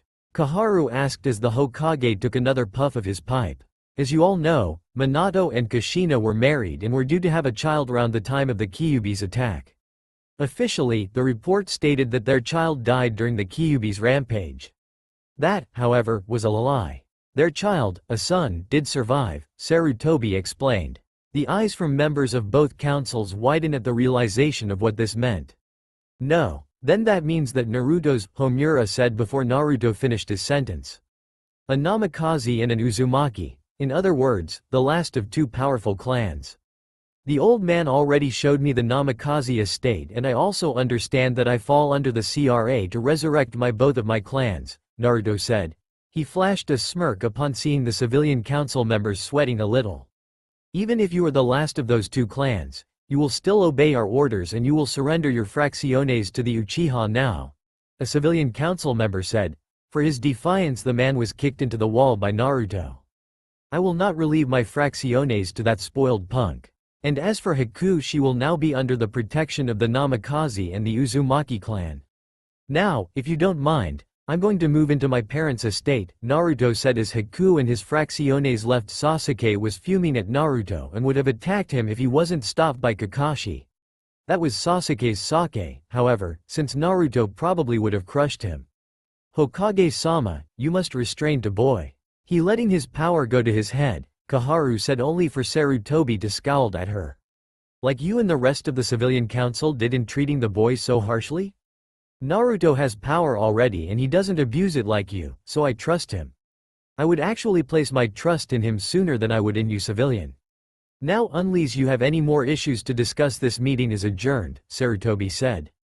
Every member of the civilian council was now angry at having been defied by a kid, the Kyuubi brat no less, and having to let him get away with it. The shinobi council members, on the hand, smirked at seeing the reactions of their civilian colleagues. After having to deal with a civilian council that had been gaining more and more power over the years, they were glad to see that someone was strong enough to keep them in check. The fact that it was Naruto, whose treatment by the civilian council was a known fact, made this moment all the more sweeter for the shinobi. Namikaze estate. Meanwhile, while Naruto, Haku, Django, and Tiraran headed to the estate, the latter 3 left in awe of the immense size of the place. Django was calmly walking around admiring the craftsmanship of the estate while Tiraran was just running around saying it was awesome. Naruto found the master bedroom and set his stuff down. Haku found a room close to his and began unpacking. Once everyone was set up, Naruto got some food and cooked a meal for his houseguest. Django and Tiraran had now turned in for the night, leaving Naruto and Haku alone. That was really good, Naruto, Haku said as she put her dishes in the sink to be washed. Thanks, Haku. It's been a while since I've cooked, so I'm glad I haven't lost my touch, Naruto said as he washed the plates. I should be the one thanking you, Haku said as Naruto stopped washing and looked at her. For what, Haku? Naruto asked, though he knew what she was going to say. For letting me come to this village and having a home. When Zabuza died, I thought I was going to have to wander around the world alone for the rest of my life. You decided to let me come with you, however, and you were willing stuck up for me in front of your council. I just feel really indebted to you, Haku said as she blushed. It's just me being me. I couldn't just leave you out there alone and not knowing what you were going to do next, Naruto said before was then hugged by Haku. Still, thank you for everything, Haku said. She then kissed his cheek before letting go of him and heading to bed. Good night, Haku said. Good night, Naruto said, rubbing his cheek and smiling as things were now looking up for him. The streets of Konoha. A week later, Naruto and the rest of Team 7 had been informed that they would be taking part in this year's Chunin exams. Naruto and Ko were excited to have an opportunity to improve their standing in the shinobi ranks. Naruto had been training with his fracciones to keep his skills sharp. Today, though, he was walking with Haku to show her around the village. After about an hour of walking, Naruto heard the voice of a kid and, based on what was being said, it sounded as if there was a scuffle going on. Naruto and Haku looked around the corner to see a little boy, whom Naruto recognized as Konohamaru, being held up by a guy wearing a black outfit with a black cat hat, purple face paint, and a bandaged item secured on his back. Next to him was a blonde girl with our pigtails. She wore simple white outfit with a red sash and fishnet undershirt. On her back was a folded fan that was as tall as, if not taller than, the girl herself. Let me go, you makeup wearing freak, Konohamaru said. The guy holding him got even angrier after hearing that comment. I'll teach you some manners, kid, the guy said as he clutched Konohamaru even harder. Cut it out, Kankuro, we need to meet up with Gaara, the blonde said as she tried to stop him. Quiet, Tamari. This kid needs to learn to respect his betters, Kankuro said as he pulled his hand back to punch Konohamaru. But, as he threw his punch, he was shocked by it being caught by Naruto, who then locked eyes with the surprised Kankuro. Maybe you should pick on someone your own size, coward, Naruto said as he tightened his grip on Kankuro's hand. Kankuro was in so much pain that he was forced to release Konohamaru. When he did, Naruto tossed him back with ease. Enraged, Kankuro pulled his baggage off of his back. You can't use that here, Kankuro. What if Gaara finds out? Tamari asked, she obviously afraid of this Gaara character from what Naruto could tell.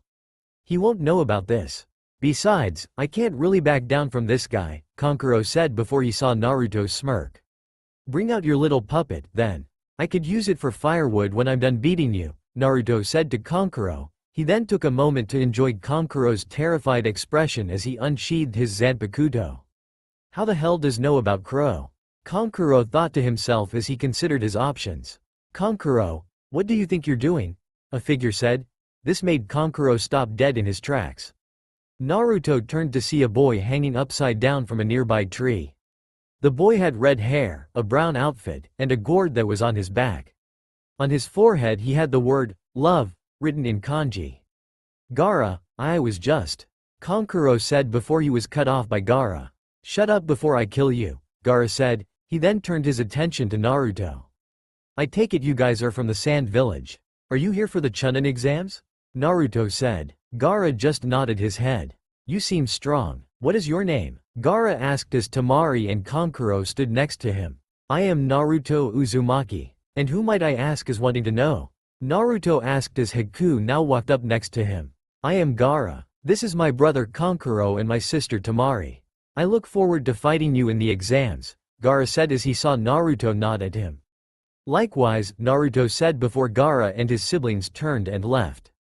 Konohamaru went up to Naruto once the three Suna shinobi left. Thanks for the save, boss, Konohamaru said while grinning at Naruto. No problem, Naruto said as he smiled back. Naruto had met Konohamaru when he was training sometime before he went to the Land of Waves. Konohamaru wanted to fight him to prove he was strong enough to become Hokage. The kid failed, but Naruto encouraged him to keep training and that he would become a great shinobi if he did. Konohamaru was excited to hear those words and promised to train hard alongside his teammates Udon and Moegi. Naruto has been like a big brother to him ever since. Hey boss, who's the pretty girl next to you? Konohamaru asked, which caused Haku to blush a little. Her name is Haku. She came to Konoha a week ago and was just made a chunin due to her skill, Naruto said. Haku bowed politely. The younger ones did the same as a sign of respect. So, is she your girlfriend? Konohamaru said. He flashed a sleazy smile when Naruto and Haku blushed. We haven't known each other that long, kid, Naruto said as he rubbed the back of his head.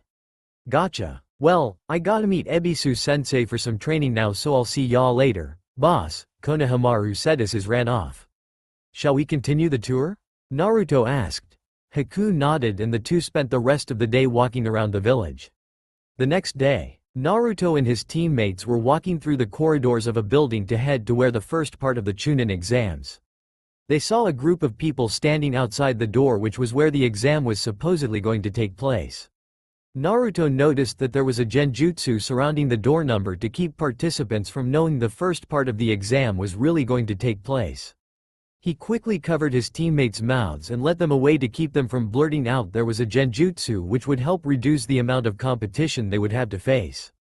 Unfortunately, another team was able to notice Team 7's actions and followed them. That team consisted of a boy with very thick eyebrows wearing a green jumpsuit with orange leg warmers, a girl with a pink outfit who had her hair held up in two buns, and a boy with long brown hair and the featureless white eyes of the Hyuga clan. Naruto's group started to make its way across another hall when they were stopped by a voice. Hold it right there. How did you know it was an illusion? The voice from the group that was following them said. It was obvious that there was a genjutsu around the door and, by the way, isn't it kind of rude to ask questions without knowing someone's name first? Naruto said as the group looked at him. I am Neji Hyuga and there are my teammates, Rock Lee and Tenten. We are competing in this year's Chunin exams as well, Neji said as he locked eyes with Naruto. I see. Then I'll see you three in the exams, Naruto said before he and his team turned to walk away, leaving Neji to look on at Naruto with a great deal of interest. Naruto and his team made their way to a waiting area full of ninja who were also partaking in the Chunin exams. Wow, the competition looks tough for this thing, Sakura said as she noted the large number of shinobi present. Well, now the whole group's here, a voice said. Team 7, having recognized the voice, turned to the source of the voice. It was none other than Kiba who entered the room along with Team 8, which consisted of Kiba himself, Hinata and Shino, as well as Team 10. Ino, who was part of the latter team, ran up to Sasuke and hugged him just to annoy Sakura. While the two kunoichi got into a little argument, Naruto noticed that Hinata was there standing next to Shino. Hey Hinata-chan, how have you been? Naruto asked. Hinata blushed upon realizing that he had noticed her. I am fine, Naruto-kun. How has your team been doing? Hinata said as she tried not to fidget with her fingers. It's fine. Though I wish I could have someone I could actually get along with like you, Hinata-chan, Naruto said. The young Uzumaki tried to resist laughing when Hinata blushed further as a result of Naruto's comment. Thank you for the comment, Naruto-kun, Hinata said as she was now unable to stop fidgeting with her fingers. Hey Hinata, I hope this isn't too forward, but I was wondering if you'd like to go out with me when this thing is over?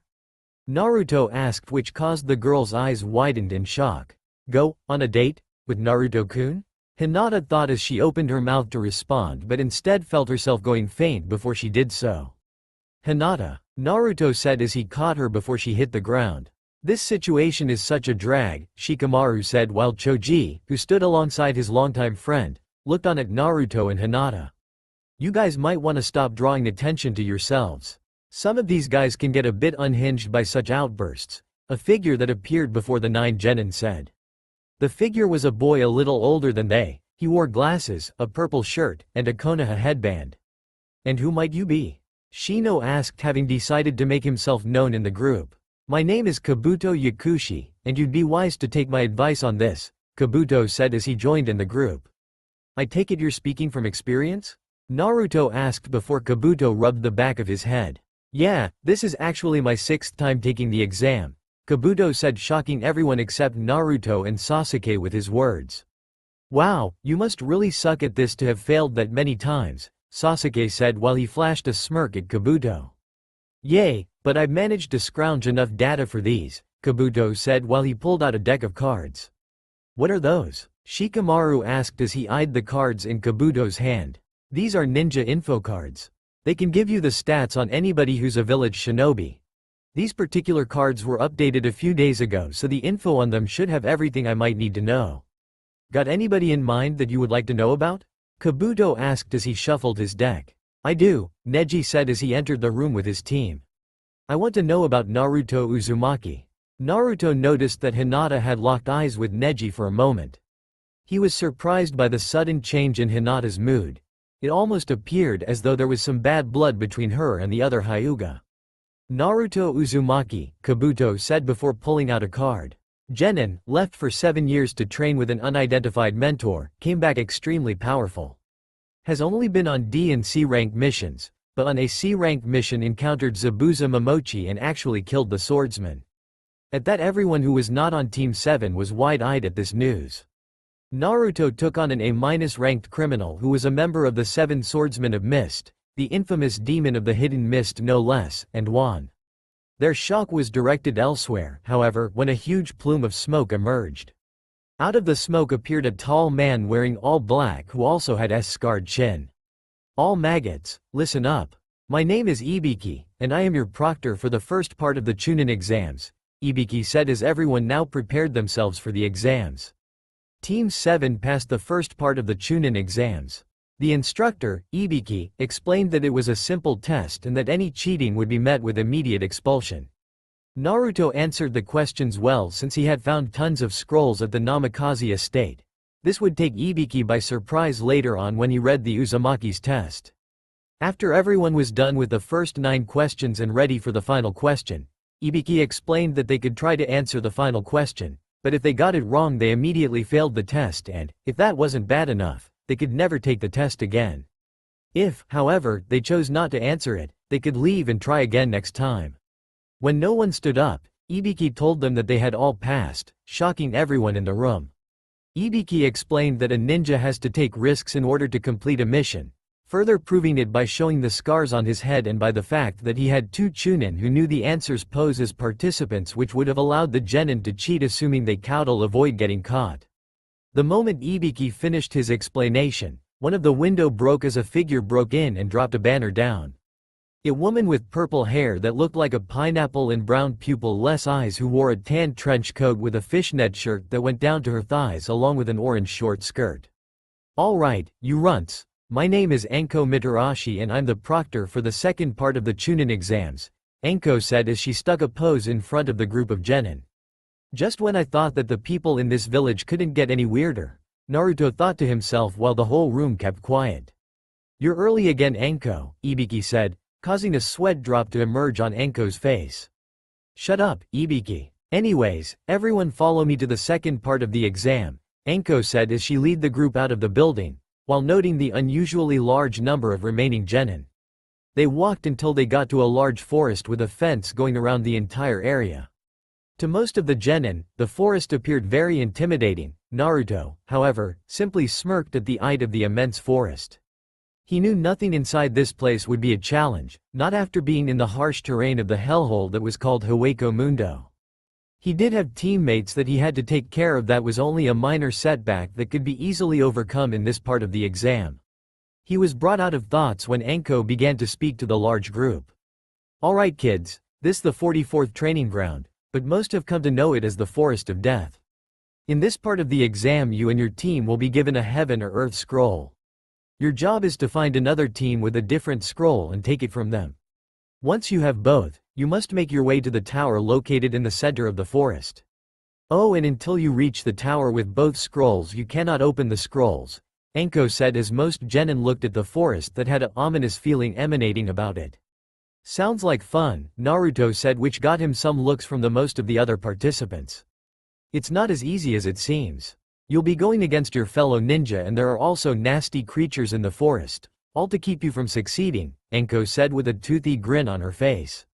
Like I said, sounds like fun, Naruto said, leaving most of the competitors with the impression that he was insane. Anko smirked as she disappeared from sight only to reappear behind Naruto, kunai knife pressed against his neck. To the surprise of the other genin, Naruto wasn't fazed in the least by this threatening move. Guys like you are usually the first to die. I don't care if you were the one to take down Zabuza Momochi. If you get cocky in here you'll meet your end, Anko said. Naruto simply smiled at her as if nothing had happened. I don't die so easily, and this place is a picnic compared to the area where I stayed for 7 years. So bring on your so-called forest of death, Naruto said. This got some chuckling out of Anko. I like you, kid. You're not afraid to stand your ground in front of an authority figure, and you've also got a strong feel about you. Hope you make it through this part, Anko said as she put her kunai away. I'll see on the other side, then, Naruto said as Anko went back to front of the group. Okay, come forward to get a scroll for your team. After that report to your assigned gate and wait for the starting signal, Anko said as the group of genin got in line for a scroll. Naruto got an earth scroll, which meant that he needed a heaven scroll to pass this part of the with his team. Team 7 then took their positons at their appropriate gate. When the horn sounded to start the second part of the exam, Team 7 ran into the forest to gain some ground. After running for a while they decided to stop and formulate a plan of how to get the other scroll needed. Okay, we need to locate a team with a scroll opposite of ours. The sooner we do that, the sooner we can get to the tower, Naruto said, having planned out a method of search and attack. Why don't you just leave the fighting to me and we'll be done in no time, loser, Sasuke said. Naruto rubbed his temples at this comment. He had had enough of this nonsense from Sasuke, which had gotten worse since that little confrontation he had with the council a week earlier, and decided that he wouldn't stand for Sasuke's attitude anymore. That's it, we're settling this now, Sasuke. You stay here, Sakura, and try to keep yourself hidden, Naruto said as he seized Sasuke by the shirt and Flash stepped away. Naruto brought Sasuke to an empty and quiet part of the forest. He didn't want any interruptions during this talk. What was that for, loser? Sasuke asked. Naruto simply looked at him with an unemotional expression before he said anything. Sasuke, I know you.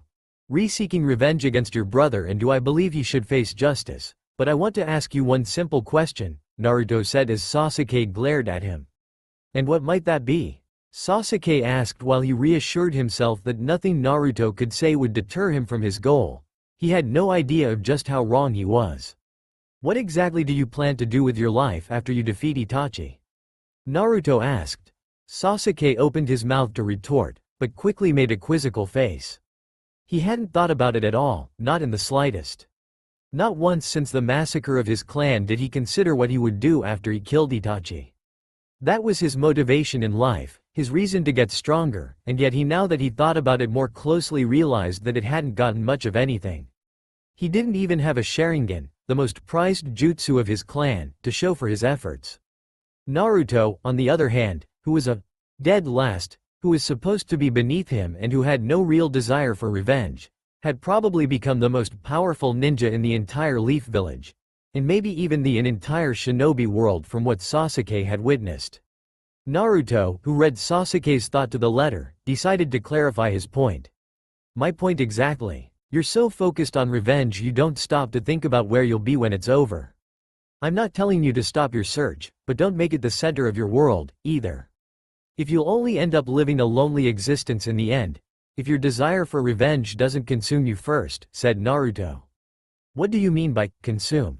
Sasuke asked. Naruto sighed at this. Do you remember about when I told you about those hollows that lived in Hueco Mundo? Naruto asked. Sasuke nodded in response. There was no way that either he or the rest of Team 7 could forget about the creatures that Naruto was referring to since, shortly before the mission to the Land of Waves, Naruto, without revealing how he did it, had one of those so-called hollows appear before them. Though Naruto had the creature, which was a run-of-the-mill hollow, restrained the entire time and eventually killed it after he finished his little story, the incident had been one of the most frightening experiences that the rest of Team 7 had been through.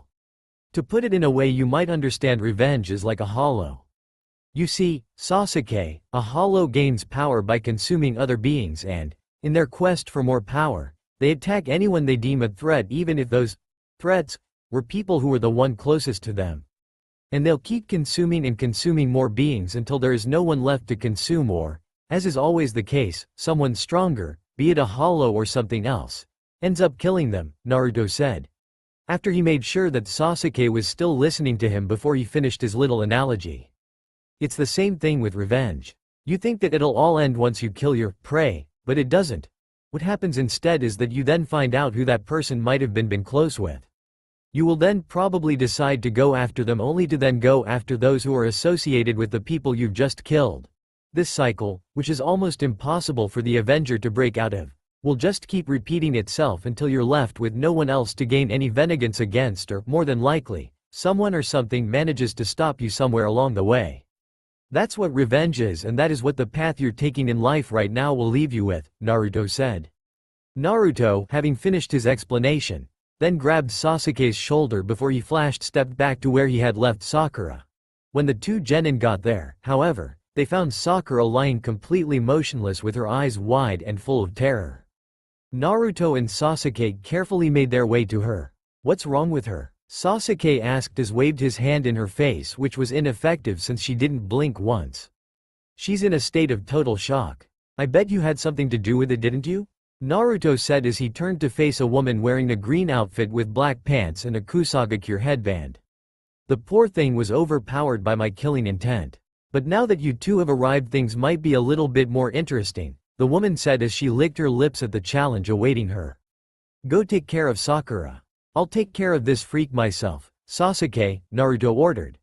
Sasuke was about to protest this until Naruto forced him to comply by releasing his Ryotsu.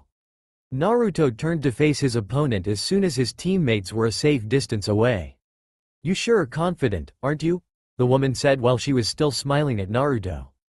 "You're no ordinary shinobi. I can feel the evil chakra just pouring out of you.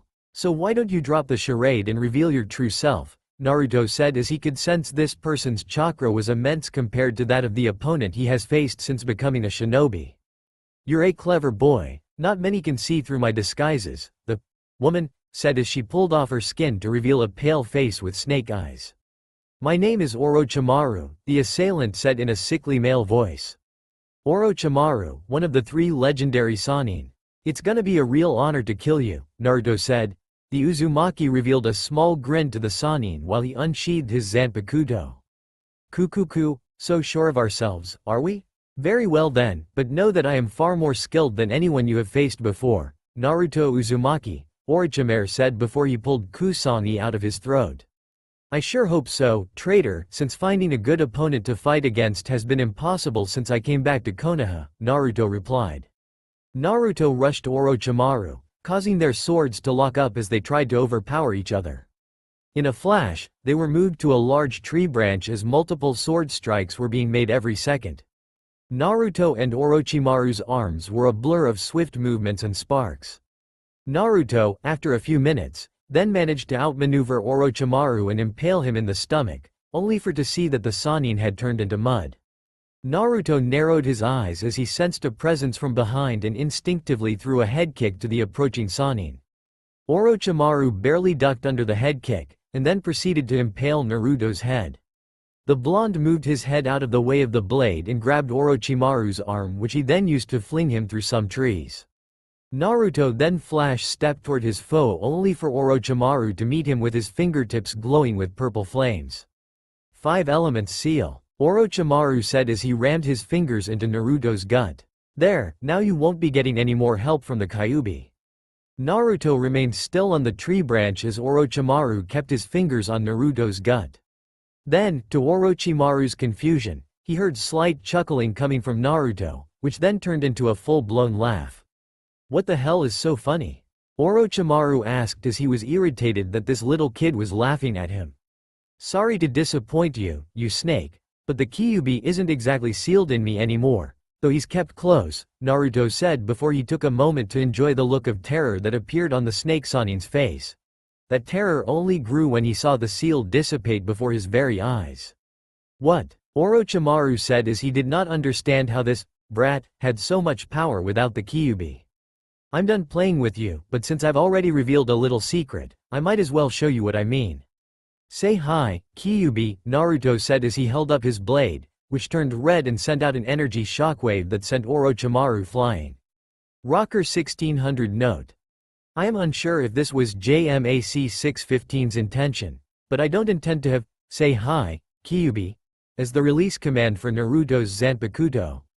By the time he hit a tree, Orochimaru was kneed in the gut and sent to the ground.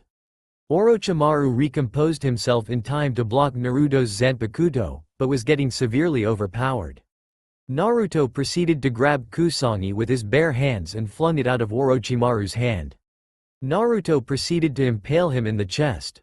Orochimaru, however, turned into a log and disappeared. This is more than I had expected from this kid. I need to do what I came here to do and leave. I'll deal with the Jinchuriki later. Time to make the Uchiha come to me, Orochimaru said.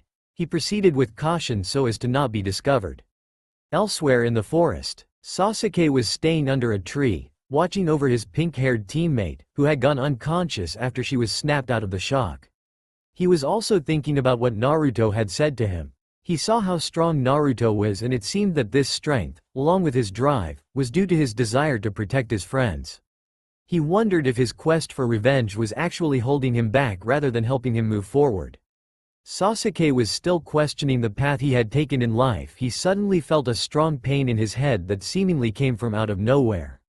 He put his right hand on his forehead as the pain grew with every second until he was enveloped in a dark void. After a few minutes he opened his eyes, which he had closed during the ordeal. He found himself reliving the scene that had haunted him for 5 years. The massacre of his clan at the hands of brother Itachi. This time, however, Sasuke felt that something was wrong. As he saw his brother finish his speech, he noticed that the younger version of himself got up and, to his complete shock, awakened the Sharingan. The younger Sasuke then pursued Itachi. I know this isn't what happened that night, so why does this feel so familiar, as if it had occurred? A shocked Sasuke thought to himself as his younger self was defeated by Itachi. Current, 12/13 of a year old, Sasuke then watched in disbelief as his brother began crying while he was picking up his forehead protector, which little, 7/8 of a year old, Sasuke had knocked off. Itachi then incapacitated little Sasuke, but not before he using the Tsukuyomi on him. Current Sasuke fell unconscious soon after. After a few seconds, Sasuke woke up to find himself back in the forest of death with a still unconscious Sakura in front of him. As he continued watching over Sakura, he tried to make sense of what he had witnessed. Why would Itachi want me to forget those last moments? Something is definitely wrong. Even if he really wants me to kill him, that doesn't explain why he would rid me of those memories. Sasuke thought to himself as he considered the possible meaning of his visions. Does this mean my desire for revenge is misguided? Does this mean that Naruto was right? And does that there really was more to what happened that night? Sasuke thought to himself. His musings were cut short, however, when Orochimaru appeared in front of him. Sasuke stood up to face this potential threat. Finally, I will soon have my hands on the Sharingan, Orochimaru said as Sasuke took a defensive stance. I may have not even awakened my Sharingan, but I won't let you take me until I have found a path to follow, Sasuke said, even though he now unsure of the first part of that statement. Sasuke had decided, at the very least, to uncover the full truth of what had happened that fateful night before he would decide on the path he would walk. The fact that Sasuke was unable to activate the fabled dojutsu did little to deter Orochimaru. Pity, but allow me to give you a gift that will make you come to me in time, an ecstatic Orochimaru said before his neck stretched out and lunged at Sasuke. Before he could even get to Sasuke, however, Orochimaru's neck was seized by a hand belonging to one Naruto Uzumaki. Orochimaru tried to wiggle himself free of the blonde's grasp, forcing Naruto to squeeze his neck even harder to make sure he couldn't get away. Finally, without saying a word, Naruto took out his Zanpakuto and severed Orochimaru's head from his neck. The snake body dropped to the ground and didn't turn into a substitution, signifying the quick end of the infamous shinobi. You all right? Naruto asked as he sheathed his Zanpakuto. Yeah, and I think Sakura is coming too, Sasuke said as Sakura began to stir awake only to shoot up in a split second.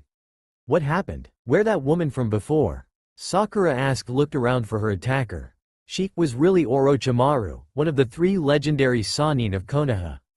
I had read a while ago that he turned traitor, though I doubt he's going to do anything to harm the village anytime soon, Naruto said as began searching Orochimaru's body. Wow, that's pretty crazy. What was he after? Asked Sakura, as she thought, understandably, that it was strange that such a power shinobi would waste time with a Chunin exam attacking genin. He was after me, and apparently thought he could get my Sharingan even though I haven't developed yet, said Sasuke, as he looked over at Naruto, hoping to hide the changes occurring within himself. Naruto, meanwhile, found 4 scrolls that he placed next to him before he continued his search. His teammates took a look at those scrolls and realized that none of those was the one that they needed to pass the exam. Damn, he doesn't have the scroll on him. Looks like we're not home free yet, Naruto said. He thought that Orochimaru might have had the scroll they needed to pass since he disguised himself as a participant. We'll still have plenty of to find a team with the right scroll, Sasuke said, earning a nod and a smirk from the Uzumaki. You're right about that, Sasuke. But how about the 3 of you hiding in the bushes over there? Come out and save us the trouble. Naruto asked. Sasuke and Sakura turned to see 3 Auto Shinobi appear out of the bush behind them. One was completely covered in bandages and looked like a mummy. He wore an overcoat and spotted jeans, black sandals, and a weird gauntlet on both hands. The next guy had spiky hair, a scarf around his neck, yellow shirt, and same pants as his teammate as well as a face filled with rage. The third member of the group was a female that had long black hair, a scarf around her neck, green vest and same pants as her teammates. You killed our master and you think we'll just let you have our scroll? Zaku asked. He was beyond angry over his master's death. You're more than welcome to join him if you want, but we are leaving here with your scroll if it's the one we need, Naruto said as Sakura and Sasuke got prepared to back him up. Zaku, he's way too powerful. Let's just cut our losses and hand over our scroll, Dosu said before retrieving the scroll out of his pocket and laying it on the ground. Naruto smirked at seeing that it was the heaven scroll that they needed. Excellent. Oh, and one more thing. Tell the rest of Orochimaru's spies to pack up and get out of here if they value their lives, Naruto said before the Auto trio left in a hurry. I think we should now be making our way to the tower before any other team gets wise to us, Sasuke said. Naruto, while he agreed with the Uchiha for once, had one last bit of business to take care of. First things first, Sasuke, Naruto said as he pointed towards Orochimaru's now lifeless body. We need to dispose of most of those remains, Naruto stated as he realized that this moment presented an Oppo-R unity he had been waiting for. THSTA all for now. If you enjoy then please like, share and do comments.